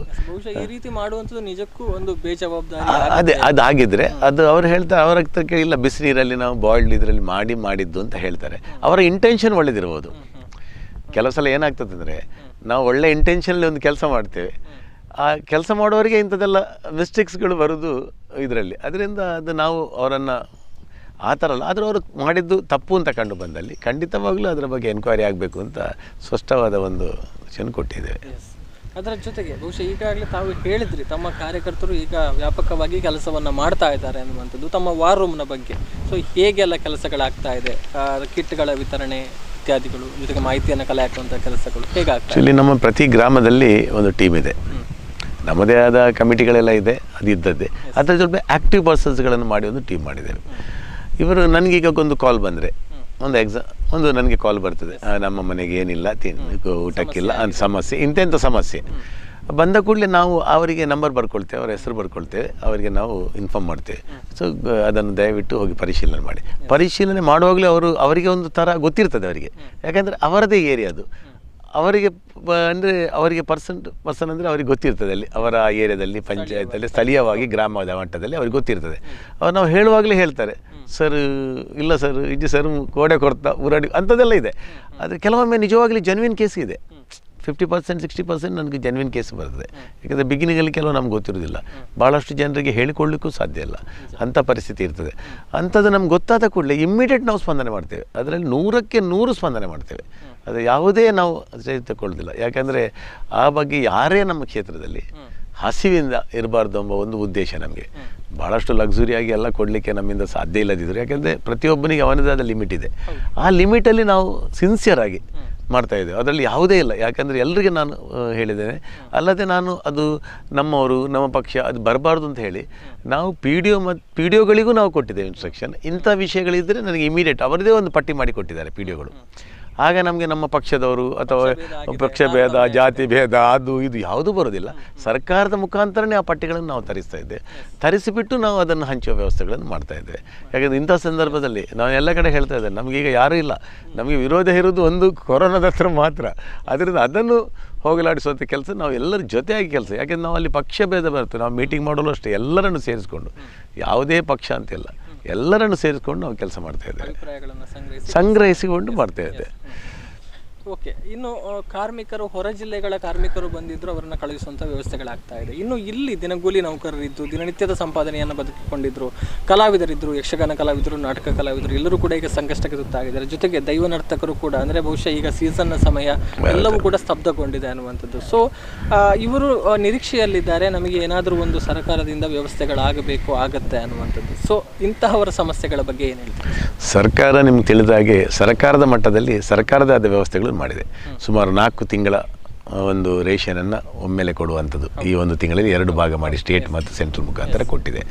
ಮತ್ತು ಕೇಂದ್ರ ಸರ್ಕಾರ ನಿಮಗೆ ತಿಳಿದಿದೆ, ಏನು ಜನ್ಧನ್ ಅಕೌಂಟ್ನವರವರಿಗೆ ಯಾರೇ ಮಹಿಳೆಯರಿದ್ದಾರೆ ಅವರಿಗೆ 3 ತಿಂಗಳು 500 ರೂಪಾಯಿ, ಕಾರ್ಮಿಕರು ಯಾರು ನೋಂದಣಿ ಮಾಡಿಕೊಂಡಿದ್ದಾರೆ ಅವರಿಗೆ 2,000 ರೂಪಾಯಿಗಳು, ಯಾರು ಉಜ್ವಲದಿಂದ ಗ್ಯಾಸ್ ತಗೊಂಡಿದ್ದಾರ ಅವರ ಅಕೌಂಟ್ಗೆ 3 ತಿಂಗಳ ಗ್ಯಾಸ್, ಇದೆಲ್ಲ ವ್ಯವಸ್ಥೆಗಳನ್ನು ಎಲ್ಲರಿಗೆ, ಮತ್ತೊಂದು ಮಧ್ಯಮ ವರ್ಗದವರಿಗೆ ಅಥವಾ ಒಂದು ಸಣ್ಣ ಇವರಿಗೆ ವೆಹಿಕಲ್ ಲೋನ್ ಇದೆ, ಹೌಸಿಂಗ್ ಲೋನ್ ಇದೆ, ಇದೆಲ್ಲ ಒಂದು 3 ತಿಂಗಳ ಮಟ್ಟಿಗೆ ಇದೆಲ್ಲ ತಡೆ. ಇದು ಎಲ್ಲ ಸರ್ಕಾರದ ಮಟ್ಟಿಗೆ ಇಷ್ಟು ದೊಡ್ಡ ಮಟ್ಟದಲ್ಲಿ ಸುಮಾರು 1.7 lakh crores ಕೇಂದ್ರ ಸರ್ಕಾರ ಮತ್ತು ರಾಜ್ಯದ ಸರ್ಕಾರದ ವ್ಯವಸ್ಥೆಯಲ್ಲಿ ಇದು ದೊಡ್ಡ ಮಟ್ಟದ ಸಹಾಯವನ್ನು ಒಂದು ಮಟ್ಟದಲ್ಲಿ ಮಾಡಿದೆ. ನೀವು ಹೇಳಿದಾಗೆ ಕೆಲವೊಂದು ಸಲ ಏನಾಗ್ತದೆ ಅಂದರೆ ಅದು ಯಾವುದೂ ಸಿಕ್ಕದೆ ಇರುವಂಥ ವ್ಯಕ್ತಿಗಳು ನಡುವಿನಲ್ಲಿ ಇರ್ತಾರೆ. ಕೆಲವು ಜನರಿಗೆ ತೊಂದರೆಗಳಿರ್ತದೆ, ಹೇಳ್ಕೊಳ್ಳಿಕ್ಕೆ ಆಗೋಲ್ಲ. ಅಂಥ ವ್ಯಕ್ತಿಗಳಿದ್ದಾರೆ. ನಾವೀಗ ಅಂಥ ವ್ಯಕ್ತಿಗಳನ್ನು ಹುಡುಕ್ತಾ ಇದ್ದೇವೆ. ನೀವು ಹೇಳಿದ ಗ್ರೂಪ್ಗಳಿದೆ. ನಾವು ಫಸ್ಟಿಗೆ ಏನು ಮಾಡಿದ್ವಿ, ನಾವು ಒಂದು ಗ್ರೂಪಿಗೆ ಫಸ್ಟಿಗೆ ನಾವು ಸ್ಟಾರ್ಟ್ ಮಾಡಿದ್ದೇವೆ ಮುನ್ಸಿಪಾಲ್ಟಿ ಮೆಂಬರ್ಸಿಗೆ. ಅವರಿಗೆ ಆದ ತೊಂದರೆಗಳಿದೆ ಅಂತ ಅವರಿಗೆ ಮನೆಗಳೆಲ್ಲ ಒಂದು 25 kg ಅಕ್ಕಿಗಳನ್ನು ಕೊಟ್ಟ. ಮತ್ತು ಹೆಚ್ಚಿನವರಿಗೆ ಅವರಿಗೆ ನೋಡುವಾಗ ಹೆಚ್ಚಿನವರು ಹೊರಗಿಂದ ಬಂದವರೆಲ್ಲ, ಅವರ ಹತ್ರ ಕಾರ್ಡು ಕೂಡ ಇಲ್ಲ, ಕೊಟ್ಟು ಅವರಿಗೆ ಸ್ವಲ್ಪ ಹಣದ ವ್ಯವಸ್ಥೆಗಳನ್ನೆಲ್ಲ ಮಾಡಿ ಅವರಿಗೆ ಮಾಡಿದೆವು. ಅದ ನಂತರ ಆಶಾ ಕಾರ್ಯಕರ್ತರಿಗೆ ಮಾಡಿದ್ದೇವೆ. ಅದರ ನಂತರ ಇದು ಆ್ಯಂಬುಲೆನ್ಸ್ ನಿರಂತರ ಯಾರೆಲ್ಲ ಸೇವೆಯಲ್ಲಿ ತೊಡಗಿಸ್ಕೊಂಡು ಕೆಲಸ ಮಾಡ್ತಾರೆ ಅಂಥವರನ್ನು ನಾವು ಪ್ರಾರಂಭದಲ್ಲಿ ನೋಡಿದೆವು, ಮಾಡಿಕೊಂಡು ಕೆಲಸಗಳನ್ನು ಮಾಡಿದ್ದೆವು. ಈಗ ಆಟೋ ಡ್ರೈವರ್ಸ್, ಟೆಂಪೋ ಡ್ರೈವರ್ಸ್, ಇವುಗಳಿಗೆ ನಾವೇನು ಮಾಡ್ತೇವೆ, ಒಂದು ಆಟೋ ಡ್ರೈವರ್ಸ್ ಎಲ್ಲ ಹುಡ್ಕೊಂಡು ಅವ್ರದ್ದೇ ಆದ ಬೇರೆ ಬೇರೆ ಸಂಘಗಳಿದೆ. ಅದು BMS ಆಗಿರಲಿ ಅಥವಾ ಬೇರೆ ಬೇರೆ ಒಂದು 3-4 ಆಟೋ ಸಂಘಟನೆಗಳಿದೆ. ನೀವು ಕೊಡಿ, ನಿಮಗೆ ಅದಕ್ಕೆ ಬೇಕಾದಂಥ 10 ಕ್ವಿಂಟಲ್ ಅಕ್ಕಿಯ, ಒಂದು 5 ಕ್ವಿಂಟಲ್ ಅವರಿಗೆ ಅವರ ಒಂದು ನಂಬರ್ಸ್ ನೋಡಿ ನಾವು ಅಷ್ಟು ಇದನ್ನು ನಾವು ವ್ಯವಸ್ಥೆ ಮಾಡ್ತೇವೆ. ಯಾಕೆಂದ್ರೆ ನಮಗೆ ವ್ಯವಸ್ಥೆ ಹೋಗೋದು ಮುಖ್ಯ ಜನರಿಗೆ. ಅದು ನಾನು ಕೊಟ್ಟದ್ದು ಅಂತ ಪಬ್ಲಿಸಿಟಿಗಿಂತ ಜಾಸ್ತಿ ಅವರ ಮುಖಾಂತರ, ಸಂಘಟನೆ ಮುಖಾಂತರ. ಇವತ್ತೂ ಅಷ್ಟೇ 2 ಸಂಘಟನೆಗಳು ಆಟೋದವರು ಬಂದಿದ್ದರು, ನಿಮ್ಮ ಸಂಘಟನೆಯಿಂದ ಕೊಡಿ, ಅಕ್ಕಿ ನಾನು ಕೊಡ್ತೇನೆ ಅಂತ ಹೇಳಿ. ಹೆಸರಿನ ಅಗತ್ಯನೇ ಇಲ್ಲ. ನಮ್ಮಲ್ಲಿ ಒಂದೇ ಒಂದು ಇದರಲ್ಲಿ ನಮ್ಮದೊಂದು ಫೋಟೋ ಆಗಿ ಸ್ಟಿಕ್ಕರ್ ಅಂಟಿಸೋದ ಮತ್ತೊಂದು ಕೆಲಸಗಳನ್ನು ನಾವು ಮಾಡಿಲ್ಲ. ಮತ್ತು ನಾವು ಹೋಗಿ ಎಲ್ಲಿನೂ ಈಗ ಒತ್ತಡಕ್ಕೆ ಬೇರೆಯವರು ಗ್ರಾಮದಲ್ಲಿ ಕೊಡುವುದಕ್ಕೆ ಒತ್ತಾಯಕ್ಕೆ ನಾನು ಹೋಗಿ ನಿಂತಿದ್ದೇನೆ ಹೊರತು ನಾನು ಕೊಟ್ಟದನ್ನು ಎಲ್ಲಿನೂ ನಾನು ಕೊಟ್ಟೋದಿಲ್ಲ, ಕಾರ್ಯಕರ್ತರೇ ಕೊಟ್ಟದ್ದು. ಯಾಕೆಂದರೆ ಇಂಥ ಸಂದರ್ಭದಲ್ಲಿ ನಾವು ಪುನಃ ಅದನ್ನು ಪಬ್ಲಿಸಿಟಿ ತಗೊಳ್ಳೋದು ತಪ್ಪು ಅಂತ ನನ್ನ ವೈಯಕ್ತಿಕ ಅಭಿಪ್ರಾಯ. ಹೌದು. ಸೊ ಆ ನಿಟ್ಟಿನಲ್ಲಿ ಪ್ರಯತ್ನಗಳು ನಿರಂತರವಾಗಿ ನಡೀತಾ ಇದೆ. ಯಾರಿಗೂ ಎಷ್ಟು ಹೊತ್ತಿಗೂ ನಮಗೆ ಕಾಲ್ ಮಾಡ್ಬೋದು. ಅವರಿಗೆ ತೊಂದರೆ ಇದ್ದರೆ ನಾವು ಖಂಡಿತವಾಗ್ಲೂ ಸ್ಪಂದನೆ ಕೊಡ್ತೇವೆ. Yes sir. 2ನೇ ಹಂತದ ಲಾಕ್ಡೌನ್ ಈಗ ಮೇ 3ಕ್ಕೆ ಮುಗಿಯುತ್ತೆ. ಅಂದರೆ ಈ ಹಿಂದೆ ಇದ್ದ ಹಾಗೆ ಇದ್ದರೆ ಭವಿಷ್ಯದ ಮುಂದಿನ ನಿರ್ಧಾರಗಳು 2 ದಿನಗಳಲ್ಲಿ ಗೊತ್ತಾಗುತ್ತೆ ಅನ್ನುವಂಥದ್ದು. ಸೊ ಲಾಕ್ಡೌನ್ ಬಳಿಕದ ಮುಂದಿನ ಪರಿಸ್ಥಿತಿ ಏನು, ಅಂದರೆ ಬಂಟ್ವಾಳಕ್ಕೆ ಸಂಬಂಧಪಟ್ಟ ಹಾಗೆ ಸ್ವಲ್ಪ ನಿಬಂಧನೆಗಳು ಮುಂದುವರಿಯುತ್ತಾ ಹೇಗೆ ಅನ್ನುವಂಥದ್ದು, ಕಂಟೈನ್ಮೆಂಟ್ ಝೋನ್ಗಳಲ್ಲಿ ಏನಿದೆ ಮುಂದುವರಿಬಹುದು ಅಂತ ನನ್ನದೊಂದು ಅನಿಸಿಕೆ. ಒಂದು ಸ್ವಲ್ಪ ಮಟ್ಟಿಗೆ ಮುಂದುವರಿಬೇಕು. ಬಂಟ್ವಾಳದಲ್ಲಿ ಬಹಳಷ್ಟು ದೊಡ್ಡದಾದಂಥ ಒಂದು ಇಂಡಸ್ಟ್ರಿಗಳು, ಸಣ್ಣ ಪುಟ್ಟಗಳಿದೆ, ಕ್ಯಾಶ್ಯೂ ಇಂಡಸ್ಟ್ರಿಗಳು, ಅದೆಲ್ಲ ಫುಡ್ ಪ್ರೊಸೆಸಿಂಗ್ ಇಂಡಸ್ಟ್ರಿಗಳು ನಡೀತಾ ಇದೆ. ಅದಕ್ಕೆ ಆದ ಒಂದು ಬಂಧನಗಳನ್ನು ಹಾಕಿಕೊಂಡು ಎಲ್ಲ ನಡೀತಾ ಇದೆ. ಜಾಗರೂಕತೆಯಿಂದ ಆ ಕೆಲಸಗಳನ್ನು ಅವ್ರು ಮಾಡ್ತಾರೆ. ಅದಕ್ಕೆ ಆದ ಒಂದು ನೋಡಲ್ ಆಫೀಸರ ಮತ್ತೊಬ್ಬರನ್ನು ನೇಮಕ ಮಾಡ್ತದೆ ಸರ್ಕಾರ. ಅಲ್ಲಿ ಅಂಥ ಕೆಲಸಗಳು ನಡೆಸ್ತಾ ಇದೆ. ಮತ್ತು ಕನ್ಸ್ಟ್ರಕ್ಷನ್ ವರ್ಕ್, ಭಾಳಷ್ಟು ರೋಡ್ ವರ್ಕ್ಗಳನ್ನು ಮತ್ತು ಮೈನರ್ ಇರಿಗೇಷನ್ ಡ್ಯಾಮ್ ವರ್ಕ್ಗಳನ್ನು ಈಗ ಆಲ್ರೆಡಿ ಪ್ರಾರಂಭವಾಗಿದೆ. ನಾನು ಜಿಲ್ಲಾಧಿಕಾರಿಗಳ ಹತ್ರ ಮಾತಾಡಿದ್ದೆ. ಯಾಕೆಂದರೆ ಅಂಥ ಕೆಲಸಗಳು ನಾವು ಯಾಕೆಂದರೆ ಅಲ್ಲಿ ವರ್ಕರ್ಸ್ ಎಲ್ಲ ಒಂದೇ ಕಡೆ ಇದ್ದರು, ಅವರು ಹೊರಗೆ ಹೋಗ್ತಿರ್ಲಿಲ್ಲ, ಬಟ್ ಕೆಲಸ ನಿಲ್ಲಿಸಿದರು. ಆಗ ಅದೇ ಕೆಲಸಗಳು ಅದಕ್ಕೆ ಸೈಟಲ್ಲಿ ಮಾಡಿದರೆ ಅಟ್ಲೀಸ್ಟ್ ಈ ಮೈನರ್ ಇರಿಗೇಷನ್ ಡ್ಯಾಮ್ಗಳ ಕೆಲಸ ಆದರೆ, ಇಲ್ಲದ ಬಹಳಷ್ಟು ದೊಡ್ಡ ಡ್ಯಾಮೇಜನ್ನು ನಾವು ಫ್ಯೂಚರಲ್ಲಿ ಕಾಣಬೇಕು. ನಮ್ಮ ಮುಖ್ಯಮಂತ್ರಿ ಹೇಳ್ತಾ ಇದ್ರು, ಜೀವವನ್ನು ಉಳಿಸೋದು ನಾವು ಈ ರೋಗದಿಂದ, ಮತ್ತು ಜೀವನ ಅಂತ ಒಂದಿದೆ, ಎರಡನ್ನೂ ನಾವು ಮಾಡ್ಕೊಳ್ಬೇಕು ಅಂತ. ಅದರ ಬಗ್ಗೆ ಆಲೋಚನೆ ಮಾಡಬೇಕಾಗ್ತದೆ. ಜೀವ ಉಳಿಸೋದು ಒಂದು, ಮುಂದಿನ ಜೀವನದ ಬಗ್ಗೆ, ಅದು ಎರಡನ್ನು ಬ್ಯಾಲೆನ್ಸ್ ಆಗಿ ನಾವು ಕೊಂಡುಕೊಳ್ಳುವಂಥ ವ್ಯವಸ್ಥೆ ಮಾಡಬೇಕಷ್ಟೇ. ಸೊ ಅಂದರೆ ಬಹುಶಃ ಲಾಕ್ಡೌನ್ನ ನಿಯಮಗಳು ಸ್ವಲ್ಪ ದಿನ ಬೇಕು, ಕೂಡ ಜಾಗೃತಿ ಬೇಕು. ಬಹುಶಃ ನಾವು ಬಂಟ್ವಾಳಕ್ಕೆ ಸಂಬಂಧಪಟ್ಟ ಹಾಗೆ ಬೀಚ್ ರೋಡ್ಗೆ ಸಂಬಂಧಪಟ್ಟ ಹಾಗೆ ನೋಡಿದ್ರೆ ವಾಹನಗಳ ಓಡಾಟ ಕೆಲವೊಂದು ಅವಧಿಯಲ್ಲಿ ಮಿತಿ ಮೀರಿರುತ್ತೆ ಅನ್ನೋ ದೂರುಗಳು ಕೂಡ ಇದೆ. ಜನರು ಈ ಬಗ್ಗೆ ಜಾಗೃತರಾಗಿರಬೇಕು. S yes sir. ಇದು ಬಹುಶಃ ಕೊರೋನಾಗೆ ಹೊರತಾಗಿರುವಂತಹ ಪ್ರಶ್ನೆ. ಮುಂದಿನ ದಿನಗಳಲ್ಲಿ ಒಂದು ಬಂಟ್ವಾಳದ ಅಭಿವೃದ್ಧಿಗೆ ಸಂಬಂಧಪಟ್ಟ ಹಾಗೆ ತಮ್ಮ ಮುಂದಿರುವಂತಹ ಯೋಚನೆಗಳು ಭಾಳಷ್ಟಿದೆ. ನಮ್ಮಲ್ಲಿ UGDಗೆ ಆಲ್ಮೋಸ್ಟ್ ನಾವೀಗ FSSM ಸ್ಕೀಮಲ್ಲಿ ಬಂದು ನಿಂತಿದ್ದೇವೆ. ಅಲ್ಲಿ ಸಾಧಾರಣ ನಮ್ಮದು 5 ಬಹುಗ್ರಾಮ ಕುಡಿಯುವ ನೀರಿನ ಯೋಜನೆ ಮುಗೀತಾ ಬಂತು. ಇನ್ನೊಂದು 10 ಪಂಚಾಯತಿಗೆ ನಾವು ಅದಕ್ಕೂ ಪ್ಲ್ಯಾನ್ ಮಾಡಿದ್ದೇವೆ. ಅದಕ್ಕೂ ಆಗ್ತದೆ ಅಂತ ಫೈನಲ್ ಸ್ಟೇಜ್ ಆಗಿದೆ, ಅದು ಎಲ್ಲ ಸ್ಯಾಂಕ್ಷನಲ್ಲಿ ಆಗಿದೆ. ಆದರೆ ನನಗೆ 100ಕ್ಕೆ 100 ಗ್ರಾಮೀಣ ಮಟ್ಟದಲ್ಲಿ ಆಗ್ತದೆ. ಸುಮಾರು 60-70% ಮುನ್ಸಿಪಲ್ ಏರಿಯಾದಲ್ಲಿ ನೀರಿನ ವ್ಯವಸ್ಥೆ ಆಗಿದೆ. ಒಂದು 30-40% ಬಾಕಿ ಇತ್ತು. ಅದಕ್ಕೂ ಒಂದು 30-35 ಕೋಟಿಯಷ್ಟು ಒಂದು ಹೊಸ ಪ್ಲ್ಯಾನ್ ಮಾಡಿ, ಅದು ಪ್ಲ್ಯಾನಿಂಗ್ ಅದೆಲ್ಲ ಮಾಡಿ ಅದಕ್ಕೆಲ್ಲ ಹೊಸತಾಗಿ ಅದನ್ನು ಸ್ಯಾಂಕ್ಷನ್ ಹಂತದಲ್ಲಿದೆ. ಇದೆಲ್ಲ ಖಂಡಿತವಾಗಲೂ ಆಗ್ತದೆ, ತೊಂದರೆ ಇಲ್ಲ. ಯಾಕಂದರೆ ಈ ಒಂದು ತೊಂದರೆಗಳ ನಡುವೆಯಲ್ಲಿ ಸ್ವಲ್ಪ ಹಿಂದೆ ಬೀಳ್ಬೋದು, ಫ್ಯೂ ಮಂತ್ಸ್. ಅದು ಖಂಡಿತವಾಗ್ಲೂ ಇಂಥ ಡೆವಲಪ್ಮೆಂಟ್ಗಳು ಆಗ್ತದೆ ಎಂಬ ಹೋಪ್ಸ್ ನಮ್ಮ ಹತ್ರ ಇದೆ. ಖಂಡಿತವಾಗಿ ಕೆಲಸಗಳು ಆಗ್ತದೆ. ಇನ್ನು ಕೊನೆಯದಾಗಿ ಏನು ಹೇಳ್ತೀರಿ? ಜನರು ಜಾಗೃತಿಯನ್ನು ವಹಿಸಿಕೊಳ್ಳುವಂಥದ್ದು, ಸ್ವಯಂ ಜಾಗೃತಿಯನ್ನು ಮೂಡಿಸಿಕೊಳ್ಳುವಂಥದ್ದು ಅಗತ್ಯ. ಜೊತೆಗೆ ಅವರು ಮಾಡಲೇಬೇಕಾಗಿರುವಂಥ ಕೆಲವೊಂದು ಕರ್ತವ್ಯಗಳು ಕೂಡ ಇರುತ್ತೆ. ಸೊ ಒಟ್ಟಾರೆ ಸಂದರ್ಭಕ್ಕೆ ಅನುಸಾರವಾಗಿ ಕೊನೆಯದಾಗಿ ಏನು ಹೇಳ್ತೀರಿ? ಭಾಳ ಸಿಂಪಲಾಗಿ ಹೇಳಬೇಕು ಅಂತಂದರೆ ಸಾಮಾಜಿಕ ಅಂತರ. ಫಿಸಿಕಲಿ ನಾವು ದೂರ ಇರಬೇಕು, ಆದರೆ ಮಾನಸಿಕವಾಗಿ ಮೆಂಟಲಿ ನಾವು ಎಷ್ಟು ಹತ್ತಿರ ಇರಬೇಕು ಅಷ್ಟು ಹತ್ತಿರ ಇರಬೇಕು. ಈಗ ನಮಗೆ ಯಾರಿಲ್ಲ, ವಿರೋಧಿಗಳಿಲ್ಲ, ವೈರಿಗಳಿಲ್ಲ, ಕಾಂಪಿಟೀಟರ್ ಇಲ್ಲ, ಯಾರಿಲ್ಲ. ನಾವು ಎಲ್ಲದನ್ನು ಈ ಕೊರೋನಾ ಓಡಿಸ್ಬೇಕು ಅಂತಂದರೆ ನಾವು ಫಿಸಿಕಲಿ ದೂರ ಇರಿ, ಆದರೆ ಅಷ್ಟಕ್ಕಿಂತ ಮಾನಸಿಕವಾಗಿ ಎಲ್ಲರೂ ನೀವು ಹತ್ತಿರ ಇರಿ ಅಂತ ಸಂದೇಶವನ್ನು ಪ್ರತಿಯೊಬ್ಬರು ತಮ್ಮಲ್ಲಿ ಮೈಗೂಡಿಸಬೇಕಾಗ್ತದೆ. ಅಂದರೆ ಅಂತರ ಇರಬೇಕಾದ್ದು, ಅಂತರ ಇದ್ದದ್ದು ಫಿಸಿಕಲಿ, ಅಂದರೆ ನೀವು ಆರೋಗ್ಯವನ್ನು ಕಾಪಾಡಲಿಕ್ಕೆ, ವೈರಸ್ಸಿಂದ ದೂರ ಇಡಲಿಕ್ಕೆ. ಆದರೆ ಮನಸ್ಸಲ್ಲಿ ನೀವು ಎಲ್ಲರ ಹತ್ರ ಹತ್ತಿರ ಇರಬೇಕು. ತಮಗೆ ಸಾಧ್ಯವಾದಷ್ಟು ಇನ್ನೊಬ್ಬರಿಗೆ ಸಹಾಯ ಮಾಡುವಂಥ ಮನಸ್ಥಿತಿಯನ್ನು ಈಗ ನಾವು ಕಲ್ತ್ಕೊಳ್ಬೇಕು. ಅಂದರೆ ಬಹುಶಃ ಈಗ ಕೆಲವೊಂದು ಅಭ್ಯಾಸಗಳು ರೂಢಿಯಾಗಿದೆ ಜನರಿಗೆ, ಪದೇ ಪದೇ ಕೈ ತೊಳೆದುಕೊಳ್ಳುವಂಥದ್ದು, ವೈಯಕ್ತಿಕ ಸ್ವಚ್ಛತೆಯ ಕಡೆಗೆ ಹೆಚ್ಚಿನ ಗಮನ ಕೊಡುವಂಥದ್ದು. ಸೊ ಬಹುಶಃ ಇದು ಮುಂದಿನ ಜೀವನದ ಭಾಳಷ್ಟು ನಿಮ್ಮ ಭಾಗ ಆಗಬೇಕು. ಯಾಕೆಂದ್ರೆ ನಮ್ಮಲ್ಲೂ ಈಗ ನಾನು ಭಾಳಷ್ಟು ವರ್ಷದಿಂದ ಡ್ರೈವ್ ಮಾಡ್ತಿರ್ಲಿಲ್ಲ, ಆದರೆ ಕಳೆದೊಂದು 21 ದಿವಸ ನಾನೇ ಡ್ರೈವ್ ಮಾಡಿ ಹೋಗ್ತಾ ಇದ್ದೆ. ಪೆನ್ ಹಿಡಿ ಬರೆಯೋದು ಭಾರಿ ಕಷ್ಟ ಇತ್ತು, ಒಂದು ಸಿಗ್ನೇಚರ್ ಹಾಕೋದು ಅಷ್ಟೇ ಒಂದು ಕೆಲಸ ಆಗಿತ್ತು ನಮಗೆ. ಎಲ್ಲ ಬರೆಯೋ ಅಭ್ಯಾಸ ಆಯಿತು, ಯಾವುದು ಫೋನ್ ನಂಬರ್ ಬರೆಯೋದು. ಮತ್ತೊಂದು ನಮ್ಮ ಮನೆಯಲ್ಲಿ ಹೆಚ್ಚು ಮನೆಗಳಲ್ಲಿ ಅಡುಗೆ ಮರ್ತೋಗಿತ್ತು, ಎಲ್ಲರಿಗೂ ಹೊಸ ಹೊಸ ಅಡುಗೆಗಳನ್ನು ಕಲಿತಾ ಇದ್ದಾರೆ. ಭಾಳಷ್ಟು ಸಮಯ ನನ್ನ ಮನೆಯಲ್ಲಿ ನಾನು ಒಟ್ಟಿಗೆ ಫ್ಯಾಮಿಲಿ ಜೊತೆ ಕೂತು ಊಟ ಮಾಡೋದ ದಿವಸ ಎಷ್ಟು ವರ್ಷ ಕಳೆದಿರ್ಬೋದು. ಕಳೆದೊಂದು 7-8 ವರ್ಷದಿಂದ ನಾವು ಒಟ್ಟಿಗೆ ಆಗಿರಲಿಲ್ಲ, ಒಟ್ಟಿಗೆ ಕೂತೊಂದು ಊಟ ಮಾಡಿದ. ಆಗ ಈಗ ದಿನನಿತ್ಯ ನಾವು ಒಟ್ಟಿಗೆ ಕೂತ್ಕೊಂಡು ಮಾತಾಡ್ತೇವೆ, ಊಟ ಮಾಡ್ತೇವೆ, ಸ್ವಲ್ಪ ಹೊತ್ತು ಸಿಕ್ಕಿದರೆ ವಾಕಿಂಗ್ ಹೋಗ್ತೇವೆ. ನಾವು ರಾಜಕೀಯ ಸಮಾಜದಲ್ಲಿ ಇದರಿಂದ ಸ್ವಲ್ಪ ನಾವು ಬ್ಯುಸಿ ಇರ್ತೇವೆ, ಆದರೆ ಹೆಚ್ಚಿನ ಮನೆಗಳಿದು ಅವಕಾಶ ಆಗಿದೆ. ಯಾಕಂದ್ರೆ ನಾವು ಫೋನ್ ಮೇಲೆ ಮಾತಾಡುವಾಗ ನಮ್ಮ ರಿಲೇಟಿವ್ಸ್ ಆಗಲಿ ಎಲ್ಲ ಹೇಳ್ತಾರೆ, ಇದೊಂದು ಅವಕಾಶ ಸಿಕ್ಕಿದೆ ನಮಗೆ, ನಾವು ಇದನ್ನು ಪ್ರಾಕ್ಟೀಸ್ ಮಾಡಬೇಕು ಮುಂದಕ್ಕೂ ಅಂತ ಹೇಳ್ತಾ ಇದ್ದಾರೆ.